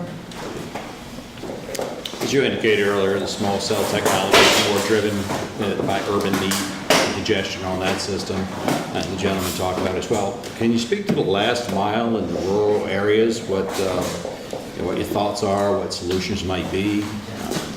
I think one of the things that's kind of amazing about technology is it's always evolving. Mm-hmm. And who knows what's going to come down the line. Small cells may be may be able to be used in the rural environment. I think you also need fiber in order to have small cells. So if we can get fiber to that rural area, maybe fiber is a solution. Or, satellite broadband industry has recently launched new satellites that really have low latency and have really, they're working to really improve their services. Maybe that's really what they need to use in that area. Or there's, a local area or a WISP or something else. There's lots of ways, and it's just hard to get to the last mile. Yeah, just to comment on that, I know from a WISP perspective, and Teresa can address this as well, lots of times you bring wireless to a cluster of homes. It might be 5 or 6, and you put in a picocell off one of the roofs of one of those homes and distribute it. Very, very common in WISP networks. So you see a lot of that. And there's going to, fixed wireless, there's lots of work being done and testing on how fixed wireless is going to work. Maybe that's going to help in rural areas. I mean, it's tough. That's why we're here, right? Because there's a gap, and how do we fill that? And I think, we've talked about FirstNet. I'm assuming there'll be excess capacity on FirstNet, and maybe there'll be ability to, as that gets built out, I'm no expert on FirstNet, but that will be able to afford additional coverage in areas where FirstNet has built out, where others haven't. It's a tough nut. Lisa, what are your members doing to address the issue of E911? I believe the FCC had put out a mandate to all of them that due to the proliferation of digital devices, they needed to upgrade the E911, which when it started out was based on physical location, building, residence or office and stuff like that, easy to get to. But due to the proliferation of digital devices, I could be hiking in Shenandoah Mountains and I have an accident. And that led to the FCC mandating that it be addressed. Is there any timeline as to when they're going to address that? Well, I know, it's all about coverage, right? You can't have coverage, you can't have 911. So, I think that is the problem. I know the FCC does have, and I'm not the FCC person, I'm a state person, but they have, they're working on location accuracy, which helps more in an urban environment where if you're on the 12th floor, they always say, oh, how come Uber can find me, but 911 can't? Well, Uber's finding you standing on the street corner. We're working on trying to get 911 to find you in suite 672 on the 6th floor of a building in Chicago. So there are things that the FCC is really the venue where they're working on location accuracy, and I'm not sure how they're doing it with rural area. when you talk about upgrading, moving to the next generation of 911, the carriers, a lot of their technology is kind of there and ready to do it. It's a problem with the public safety answering points aren't upgrading their facilities to be able, or have not yet upgraded their facilities to be able to accept a text to 911 or a video to 911 because the PSAPs need to be upgraded, which then costs money. And then that, we have the 911 fees on your phone bill that pay for that. However, oftentimes many states, but I don't know that Maryland has been they haven't really been an offender in this. They take the money out of those 911 fees and use it for general revenue. So if you don't have money to build out your system, how are you going to do that? But then also when you think about it, putting 911 fee on your phone bill, which again is another thing that residents are paying for, that's a public good. Whether you have a cell phone or not, you want someone to be able to contact 911. Maybe we need to think about funding that out of general revenue, which is not what you want to hear, but when you think about it's the world is evolving, and if we really want to have a set rate, or even just put a 0.5% on sales tax to fund 911 build out to make sure NG 911, or just to continue making sure that the first responders have the technology.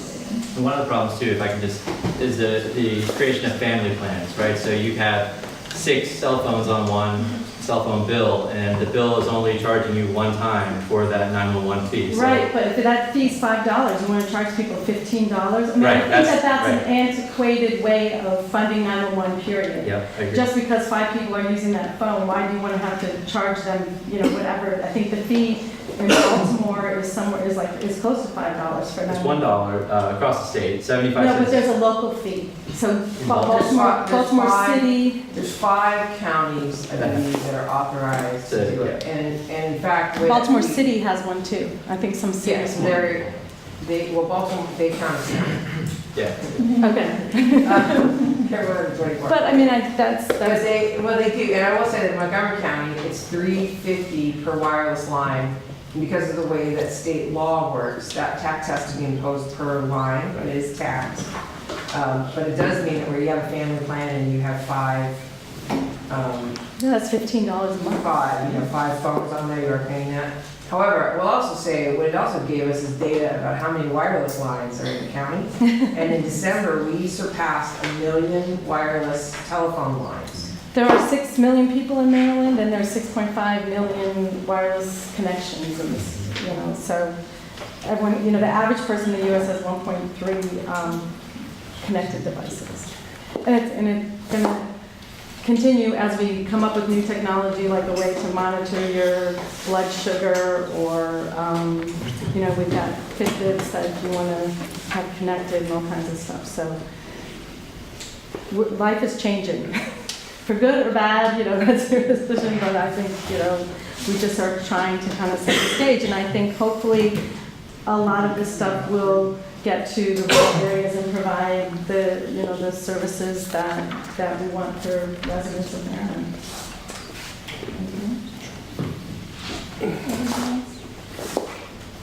Thank you. Thanks. I think this is a good time for a stopping point. Our lunch is here, so why don't we take a couple minutes break here? How long do you like?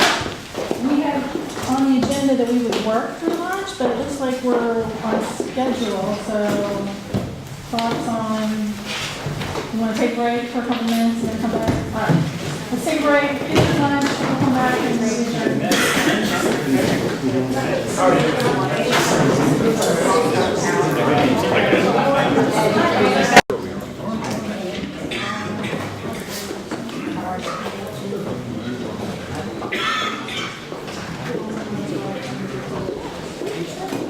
now I guess we'll have Mr. White and Department of Housing Community Development take the floor and talk about some of the stuff the department's going to be doing.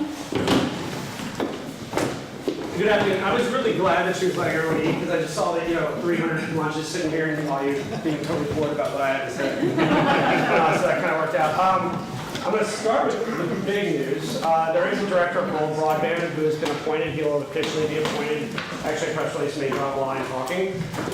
It's Kendrick Gordon. from the USDA. Some of you might be, oh, okay, good. Rick Gordon. He'll be starting on Wednesday. He will be reporting to the governor's office. He'll be working out of the Department of Housing. As we have financial resources, we have the GIS resources, and just kind of support staff in general. It just made sense to have him physically based out of our office while he will be actually reporting to the governor's office and overseeing the efforts of our department, the Department of IT, and other state resources related to the topic of solving the issue of rural broadband. So with that said, a lot of the initiatives that have been charged by the Department of Housing, we have started making movement on, but waiting for Kendrick to start, or Rick to start. We didn't want to make big decisions, so we've been doing a lot of research. We've had several meetings with the USDA, also keeping secret that we're poaching their guy, and finding out what programs they had available for the state to create a facility in which we would borrow money. And with the money that came in from the governor's office, we could possibly set like a loan loss reserve or something to reduce the cost of that money, to make the money a bit cheaper, even cheaper than what the federal government's going to give, to make the money cheaper for counties and municipalities to borrow on. That's one idea we had. USDA was really interested in that because nobody's really brought that up to them according to what they had to say. The secretary there is apparently really receptive to innovative ideas like this. So we could possibly be talking about building a program for the state of Maryland to create this facility. Just looking at round numbers, we figured we could do like a $50 million borrowing facility to counties to kind of work on this problem. It would be lent money. It's not grant money purely, but it would be very, very cheap loan money. Because, you know, one of the reasons I think that you all decided that the DHCD should be running the finance part of that is we're good at money. And we $2 million to us, we try to find ways to make it go further. It's not just $2 million to us, and that's how we're treating this. So with that said, you know, one of the comments I heard from NACO and MML was they are obviously very interested in counties and municipalities being involved. I know that Commerce a little ways back kind of did a survey, I guess, maybe had some meetings about what the need is. I was fortunate enough to sit on a panel at PACE for the Western Maryland meeting during session and heard, you know, nobody here is surprised, but Washington County and Allegheny County, they've already solved this problem conceptually. They know what needs to be done. So I was just having a conversation, you know, how much is it going to cost to fix this problem? I don't know, that's the problem. So we are actually proposing, once Rick gets on board with the Department of IT, DHCD, having sort of come one, come all, tell us what the problem is and what your solution to the problem is. Because how do we pay for something we don't know how much it costs? So $50 million might be tons of money. It might not be enough. But we don't know what we don't know. We're playing catch up. We're trying to run as fast as we can. Secretary Holt is obviously, no is not an answer. An obstacle is always something to get over or around. So he is not one to just say, well, we can't do it. And he's been pushing since the minute that the legislation passed that we were getting money and we were charged with doing the inventory, the survey of what that came to us to. We're really fortunate. The GIS, we have a really great GIS team at DHCD. Again, my naive nature believes that a majority of the information that we're looking for actually is already available. I believe that this is just a matter of someone that is doesn't take no for an answer to call State Highway, call DNR, call Do It, and say, give us access to the resources we need to know. You know where these things are, DGS, where's all your buildings, whatever it is. We need this information so we can put it together. I do believe that there'll be a gap. We do believe that. There'll be a gap between the information that is available and has been compiled and the information we still need. Also, we're working with the governor's office, Pete Landon from the governor's office. Obviously, there has been brought up concerns about security of this information, creating a honeypot of, for lack of a better description, targets. I'm a simple guy. I think everybody's really nice, so I think that tower out there is very obvious to anyone. If anybody wants to do anything to it, it's right there. It's not hidden. But law enforcement thinks differently. So we just want to make sure that we're not providing anything in a public fashion that could create a problem. Rural broadband meetings, inventory, funding, Rick Gordon. That was it. So that's why I was actually going to work fast because I knew lunch was coming. I was like, quick notes.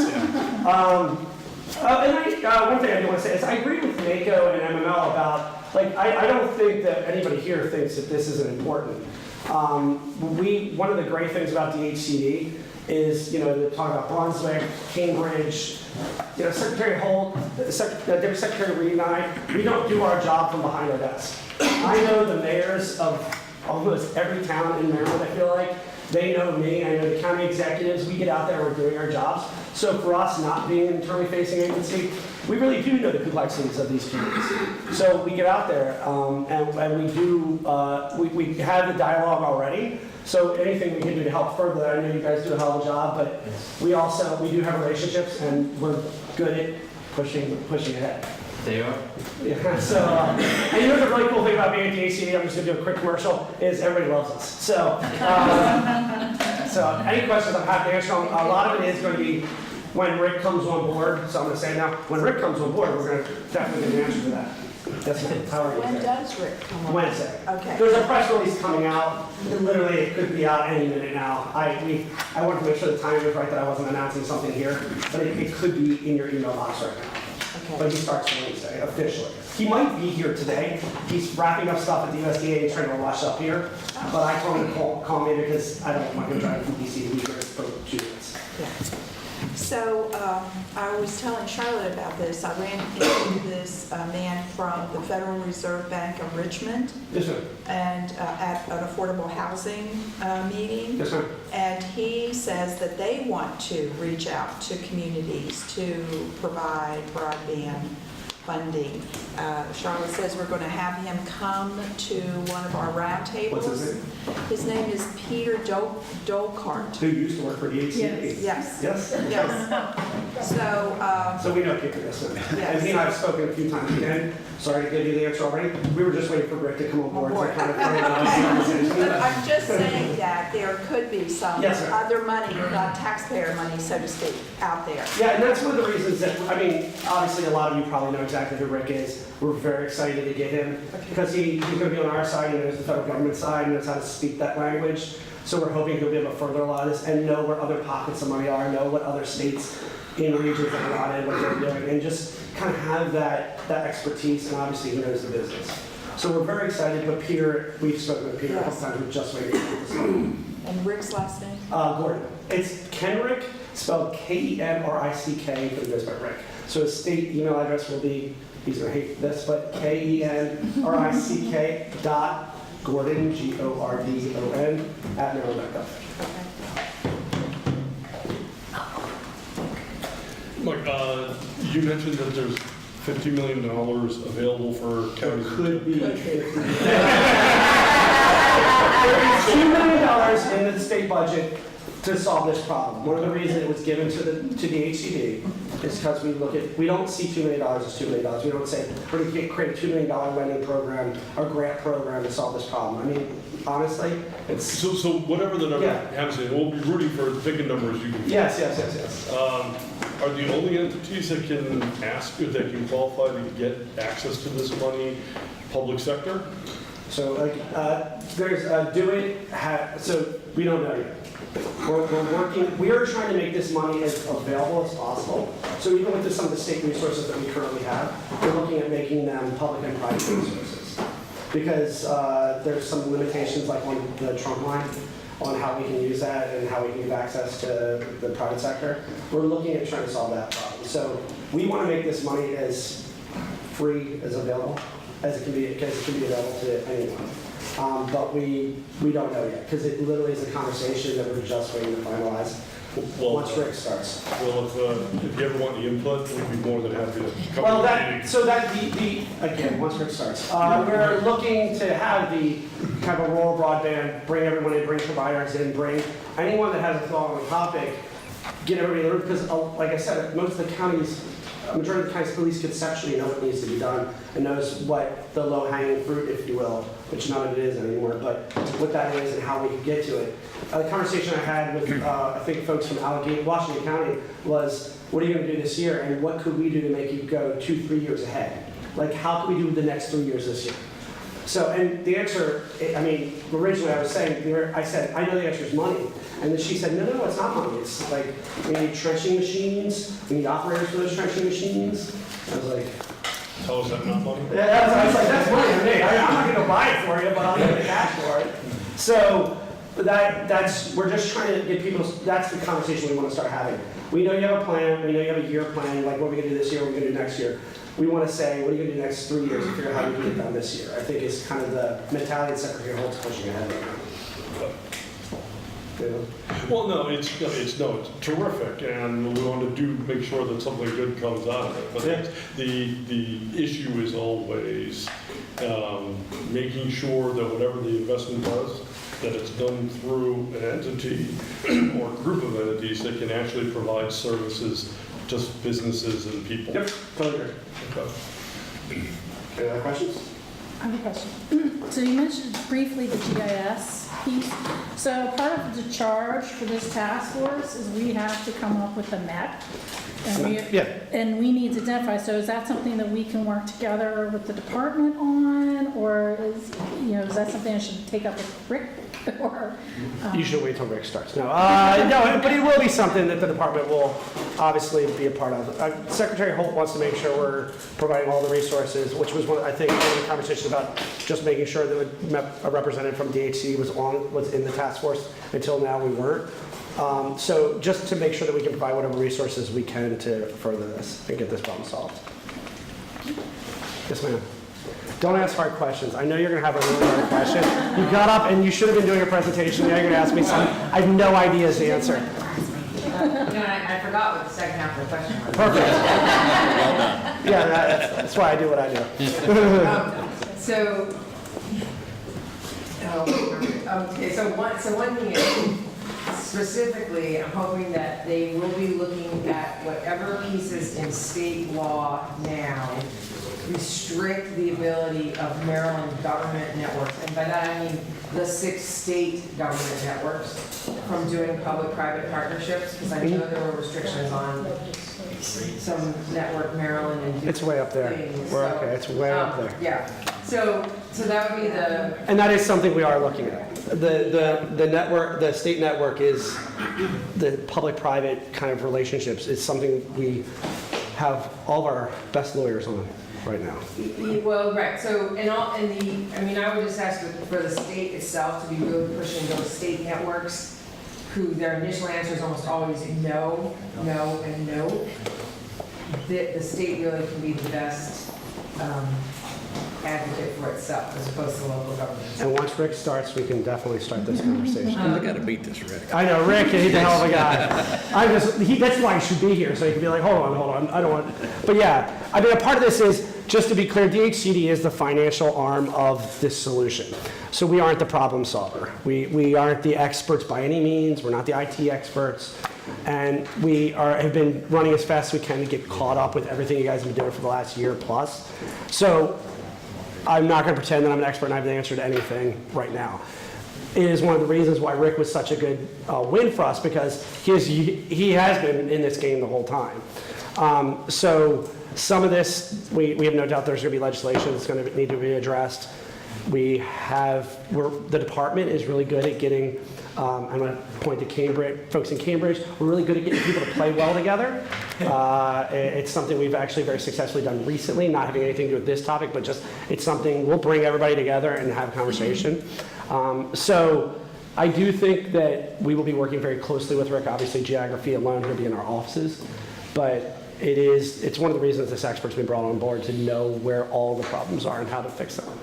So the 2 things would be that hoping that you guys are going to leverage all of the data that was provided for FirstNet, which probably identified a lot of coverage holes and capacity issues related especially to 911. Yes, ma'am. But it'd be nice that doesn't have to get resubmitted, but that they're actually leveraging, because there were probably a lot of mapping that came out of that. Yes, ma'am.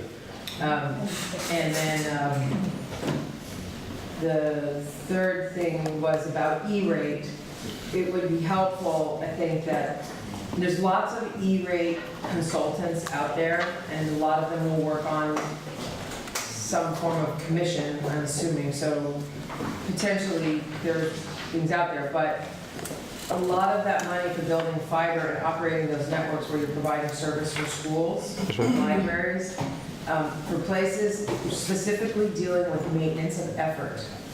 Because when you give them money and it suddenly gets folded into how you're calculating maintenance of effort, and whether you can, if you've been giving service for free, and then now you want to say, I want you to actually go out and bid for it, because that's a requirement of E-rate, more guidance that specific, not just that it's out there, but to really help drill down and help school districts through that, I think would also be very helpful.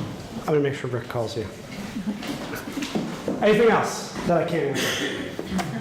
Not really a question, but a comment. FCC, the Secretary for FCC is trying to pump in more money for expansion of broadband, specifically around telemedicine that was brought up earlier. FCC has a lot of information on our website now in regards to the holes and high-risk diabetes, and that actually points it down to actually the county. So if there was any leveraging connections with providers in the community where these rates are high and being able to provide them better access, obviously you're hitting two poles, not only broadband access, but now more access for telemedicine, more access for providers. So just a thought. Appreciate it. Anything else? See, I knew I was right before lunch, so I wanted to make sure. All right, thanks. Sure, we'll be working together. All right, next on the agenda is discussion and member comments. Give our two electeds the opportunity. Our sponsors, if you want to. Oh, excuse us, we're talking about future legislation. So what was your? Well, we're on the part where we're talking about just discussion and the past members. So I wanted to give you guys, as our sponsors in the legislature, an opportunity to talk and address the group on where you think we should be going, particularly because the next thing, there's a draft work plan with items to try, to identify and to, I guess, address. Are there other things that we need to be specifically looking at, and what other information gathering and how we want to organize the task force work that we need to do, because we do have a report due again in November, and it's, remember, it's, I'm trying to get us from this point to that point and how we get there. So I think we should wait for Rick to come on. Wednesday. No, but what I think is that we should not be duplicating our work. So we need to find out from all state agencies, well, probably narrow that down, but what they are doing specifically about this topic. I think a letter coming out from the rural Maryland maybe, and tell us, what are you doing? We don't want to duplicate your work. Let us know what's going on. Are you, and maybe by then Rick will be here and do it, and your agency. We're the nonprofit. The nonprofit, The 501 right. Maryland Broadband Cooperative. Maryland Broadband Cooperative.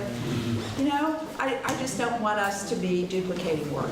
And I think both Senator Eckert and I believe that identifying funding, I think we really need to do that. So if we can come back to the legislature with some funding resources, I think that would be important. Also, did we ever look at the Department of Agriculture? Because somebody has come up to me since the end of session and talked about the Department of Agriculture, U.S. Department of Agriculture funding. So, not to throw a kink in that plan, but yes, USDA does have a number of lending programs and grant programs, and there was hope that there would be funding in the Farm Bill. Yes. So the House just voted it down on Friday. Okay, so we lost that. So I don't know. There is money in the federal budget, however. I believe there's $600 million to the Rural Utility Service. Nonprofits, I think the Broadband Cooperative can apply for that, but it's limited in terms of what private providers could apply for. Okay. Well, I think that's important information to have and to get out to people. So I think maybe sending a letter to Senator Van Hollen's office. He's on the Budget Committee in the Senate, and get exactly what that appropriation is so that we can provide that information to people, and maybe we can speed this process along a little bit. Did you? And both Senator Eckert and I are talking about this tax credit issue, and maybe making that a recommendation of the committee. The sales tax. Yeah, sales tax. And of course, when we get closer, we'll be making our recommendations, yes, but, this should be one of them. And then, we can go into leadership and ahead of time, ahead of the session, and perhaps discuss that sales tax issue. So, we both want to work with local government, that's for sure, so. Okay. Thanks so much, and I apologize for being late. I had a right out of session commitment to the University of Maryland and School of Nursing, and quite interestingly, we were talking about how we're going to be monitoring people's A1C and blood pressure and cholesterol on our phones, but if we're not connected, we can't do that, and mine cut out coming up the lane, but anyway. So, we have some issues, and I wanted to thank everybody for their good work. It's really important, though, I think as we move forward, that we stay focused. Because I heard a number of things today that maybe I could just get muddled, and you all have it really clear, but we already had on our list that we were going to do a mapping. So the mapping is what Rick's going to be working on when he comes. I mean, we already have a lot of it. Yeah, that's right. It's just pulling it together. Pulling that Yes, ma'am. together. So that's an assessment of our existing service Yes, ma'am. inventory. Yep. And that then would include what state agencies are doing, or is that? I think it's what state resources were available to, I don't have the bill in front of me, but what state resources were available to help solve the problem. So obviously DeWitt's Axe, Fiber, DMR's Towers, whatever that could be put together to kind of create resources. DeWitt has their own set of issues that they're working with all the state agencies anyway, and getting people to speak a common language, I'm sure. Yes, ma'am. And we're working very closely with DeWitt on this. Good. The other thing is that I think after the conversation today is to have a list of all the other possibilities. I've heard a number of people talk about new things that are happening all the time. So we have the existing map, then we have all the other possibilities either in development or on the market or whatever.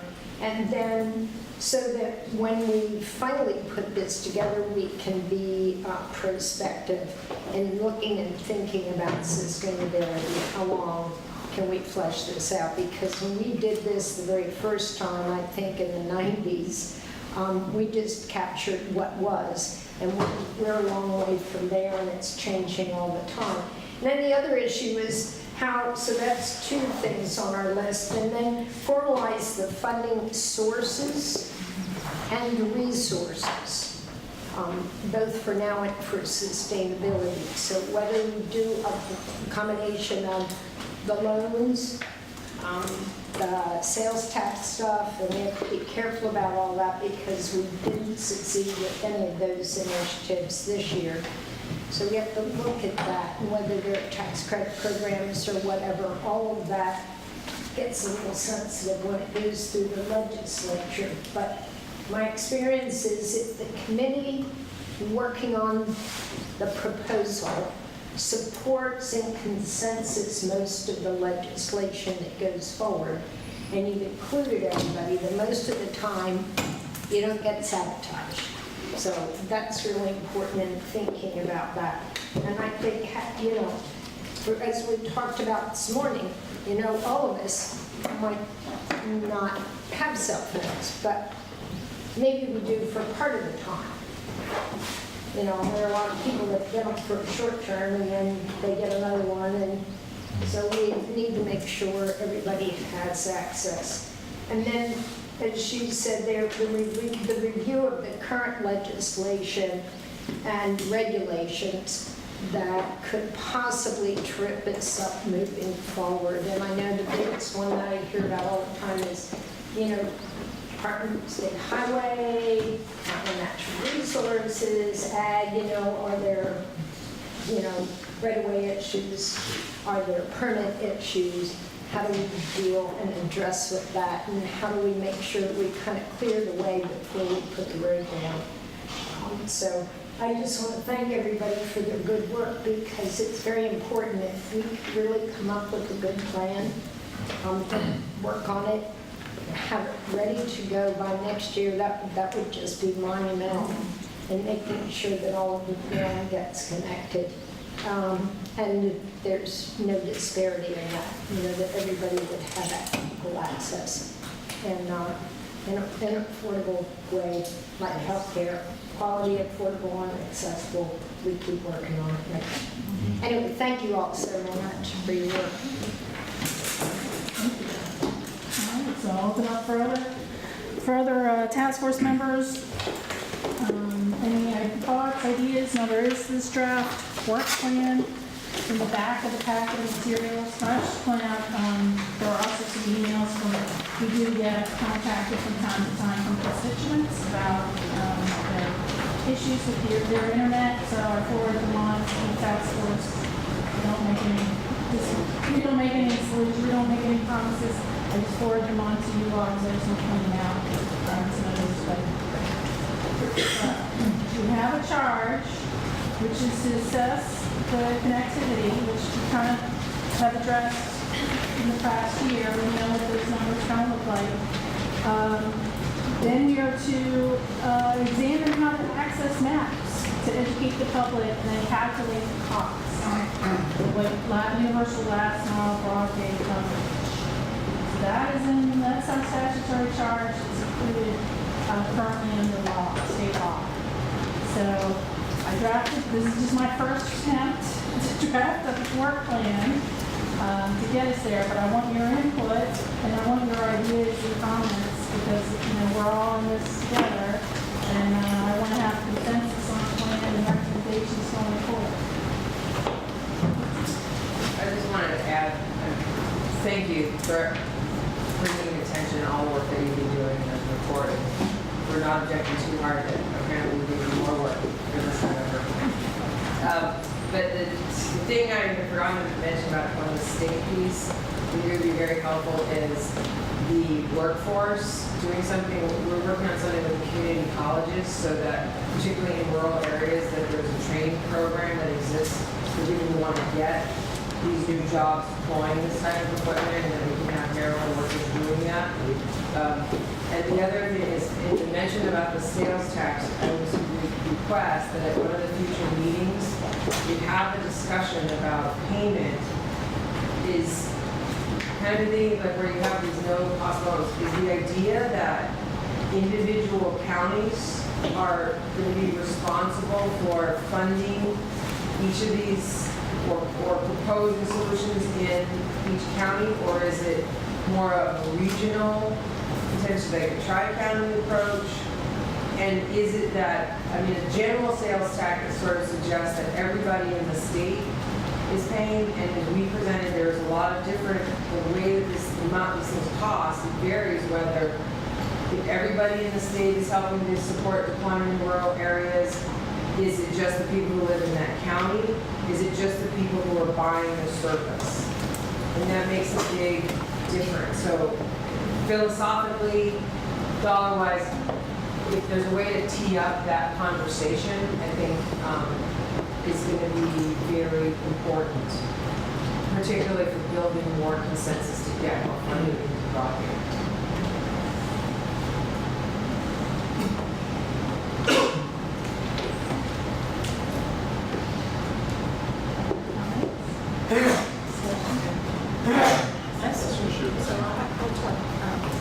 So Senator and I were just talking more about perhaps the governor, maybe we're not ready for this, but maybe the governor could do an executive order to all of the state agencies, telling the state agencies to prioritize broadband.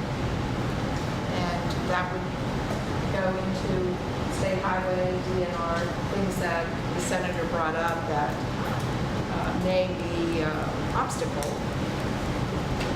But I think that would be good for the governors too, just to make that position known that, the state of Maryland is pushing forward on forward-thinking technology and, funding, and also through the state agencies. So we could make that recommendation at some point, and we may be there this year to make that recommendation to the government. We wouldn't have to do it through legislation. We could do that through executive order.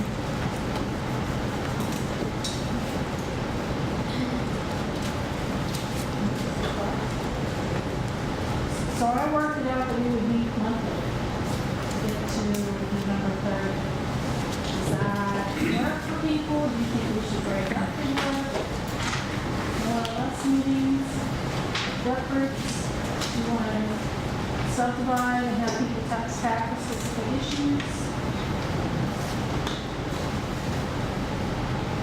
I feel like we've been working really well as a bigger group, even though it might seem normally it wouldn't. And I would worry that we would miss things if we don't have the broader perspective of the group.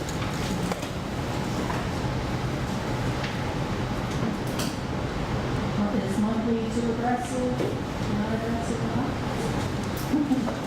Depends on where the meeting is. That's my next one.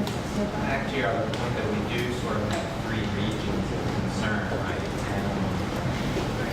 And it might make sense, maybe just one time for the regions to maybe summarize where we are with the concerns, because I think they're very similar problems, but they're also very, different. The Eastern Shore versus the Western Maryland versus the urban divide contingent.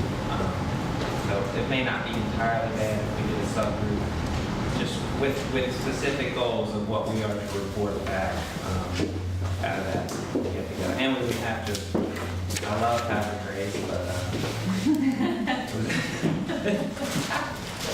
we have better cell service in Cambridge. Yeah, no, but just that was just, I agree with her in that we have been very productive, but I would like to see, I think, a slightly more regional specific recommendations. That's going to matter when it comes to how to fix it. Well, that led into my question. We've moved around. We have moved around, we did that deliberately. Do we want to continue to do that? Or do we want to meet in Annapolis for essential for everybody?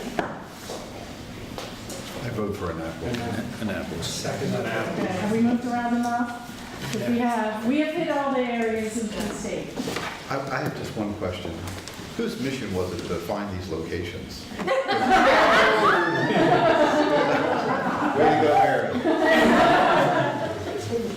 I've seen parts of the state I didn't even know existed. Sure, I was the one. Especially for meeting. Yeah.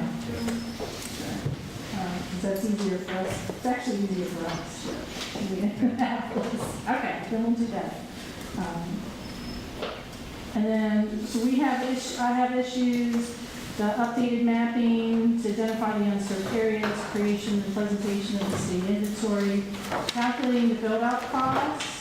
Now, I know that's dependent on technology, and we've had the policy that we're technology neutral, we're agnostic here. So, yeah. Charlotte, this is our first attendance to this meeting. We're expecting to get very busy, so coming to this meeting and hearing some of the things that we've heard, we would like to offer all of the, whether they're the carriers, the T-Mobiles, the AT&T, Verizons, and especially the local wireless service providers, Bay Communications, Blue Surf, and Gentleman's Company, the ability to go to our website. Typically, when we hear about rural America, the first issue that comes up is cost. And I could be wrong, think it would be somewhat of an incentive if the legislative representatives see that there's progress. Areas on the Eastern Shore that don't have service today, we're confident that if the companies covering that area were to use our equipment, the problem would be solved, because we've solved it in some very difficult places that do not have service for many years. And the cost of the equipment is relatively inexpensive, but what it delivers is more impactful And I think the Rural Broadband Council, primarily the residents and the cities, would see a benefit to that. I think I heard of Dorchester County or Smith Island, someplace where they can't lay fiber because of the water, and that's a cakewalk for us. So we'd like to invite everyone to, you can go to our website, airwireless.com, see the demo that was performed out in Fauquier County. And if there's any interest in, getting a proof of concept before we dive in, we'll be happy to help you with that. But I am confident, as is all the other persons with the company, that we have a solution for rural America. We do not need towers. The cost of the equipment is relatively inexpensive.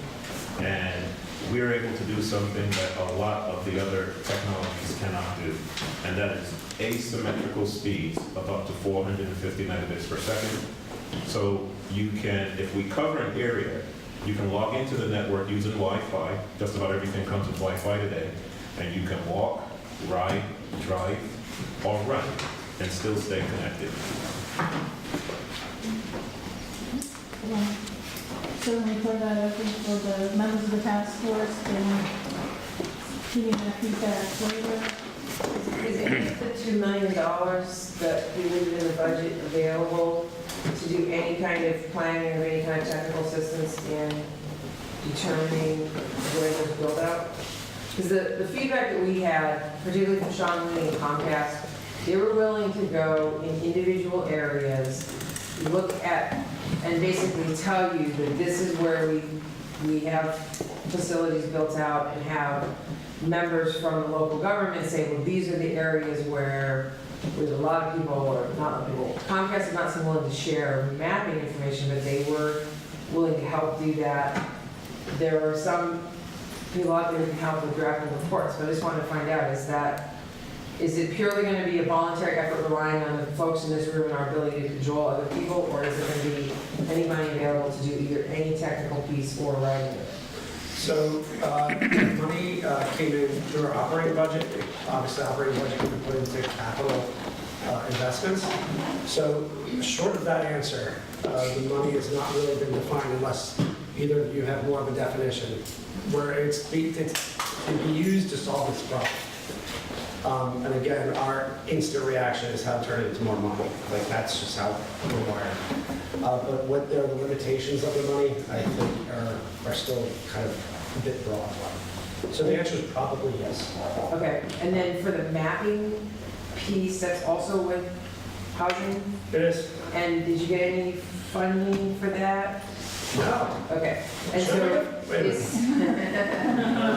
so is there, I'm just wondering, just because I know you're looking at this, it's very, November will be on this before I don't know where this one, I don't know where last one, but is there like a working deadline we have if we already have some of that data that we should be giving it to you?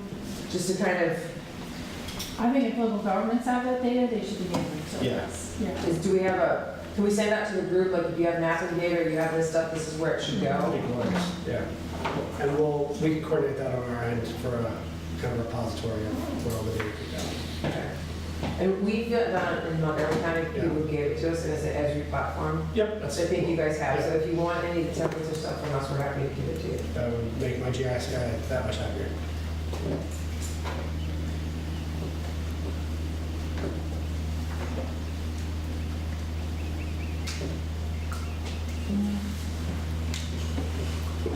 Great. And then what are issues? Do we feel like we've got enough information? Do we just need to break out, funding?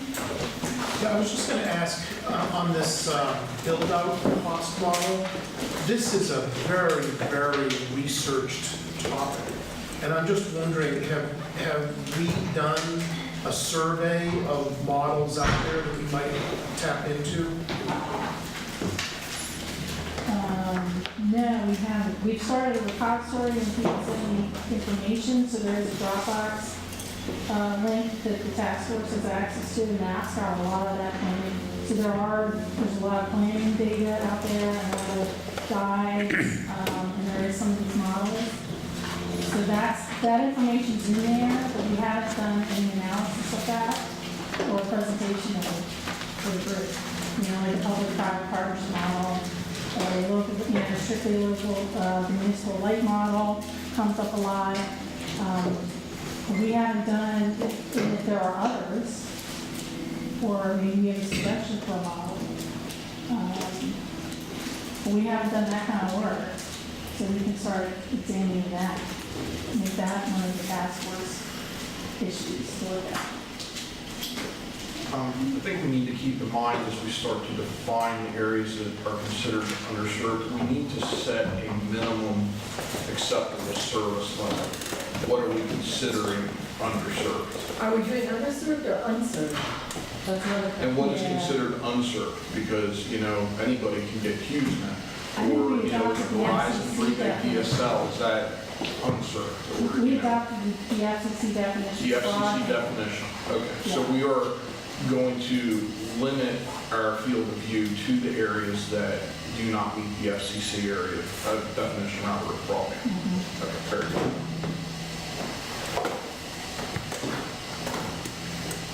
But they have definitions of unserved and underserved as well. I think so. I Right. think the question was, there wasn't an attempt at the FCC to change that, so what does that do Right. to? So do we adopt the then current FCC? Or is this just We adopted all that current, what it was, the 25 up, 5 down. 25 down, 5 up? Right. I believe is what. Yep, yep. But that did not, they pulled back from the effort. They're not looking out to change that standard. But that standard does not, that addresses what is considered broadband, but not what is considered unserved and underserved. Okay, but for the scope of our group, when we are looking at areas that we need to address or need to meet the challenge, we need a minimum service level. So To you could define say on it. one hand, if you can get, if you can't get that service, that's one thing. There's a question of if you can't get that service from more than one provider. And there was also a question about whether, even if that is the definition of broadband, there are people who get connectivity with less. If you're sending email, you don't need 25, but if you're trying to stream a movie, you need something more than 3. And so I think we just kind of left open that issue, particularly about the wireless and fixed wireless. And I don't think we really explored a lot about the data that when you go into a lot of those areas, the thing that people sign up for is the cheapest package, which is much less than 25. But I just would lastly say, just on unserved and underserved areas, I just think from the economics of it, anything that focuses and that we're going to target sort of exclusively the places that have the least amount of people subscribing, the least amount of potential subscribers, I think it's very hard to make the economics of that model work unless you're going to include, sort of some of the people in which they're not that bad off, but they don't get enough service that supports business, even though there's somebody that's out there. They don't have more than one provider potentially if you're looking at places where people bundle things together. And so cell coverage is better than one provider than another, or the bundling thing. So I do think that I think we should actually, it depends on the loan thing. If you're saying that there's a state standard for the loans, or there's a state place where we're going to target or prioritize things, those I think are the questions that we have to start to wrestle with. And they're hard because they're all policy choices. There's only a limited amount that technology's going to, and then it's just a matter of, they're all good places that we want to get to, and it's just a matter of actually coming and saying, these are a higher priority. And that's why I think it comes back to that issue about shared money, because if it's a higher priority for you and your community, then me and my community may have less say in it. But if you want to say that the dollars that are flowing from our community are going to be prioritized to go into other places first, then I think it matters more about building consensus about what is the priority.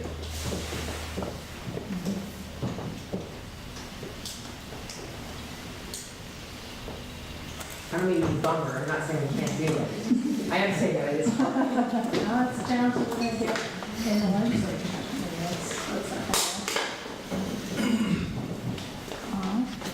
Other comments, issues? Things we should be doing, things we're not doing?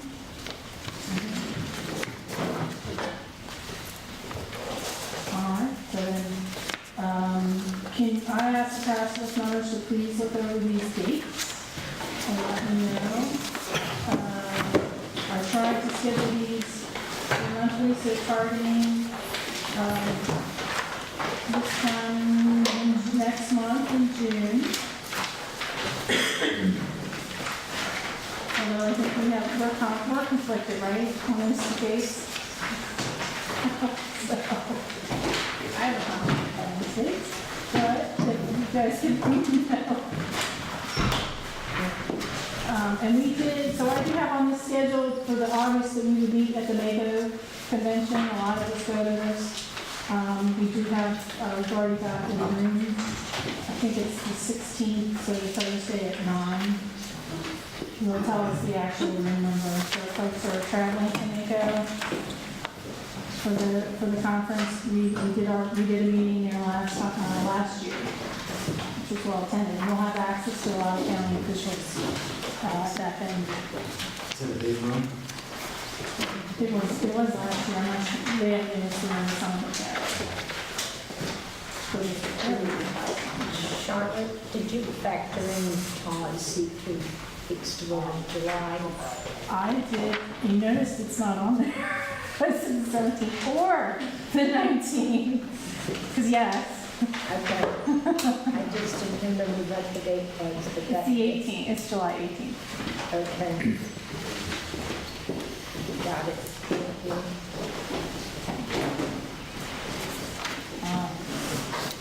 Charlotte, the wireless siting and permitting permeates your agenda. It doesn't have to. Well, it's a very interesting and certainly a very important issue, but the small cell technology, I think we heard today, doesn't have much applicability in the last mile rural areas. So very limited time. I just wonder what level of effort needs to be expended on that matter.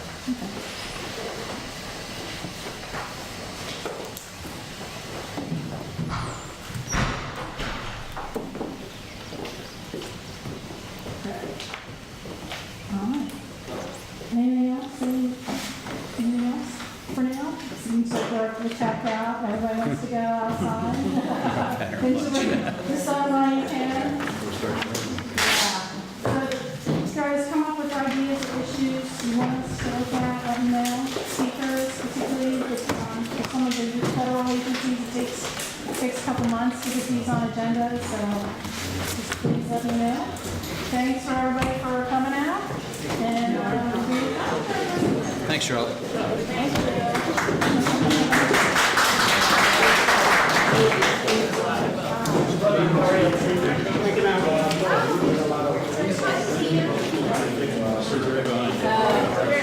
Wait for it.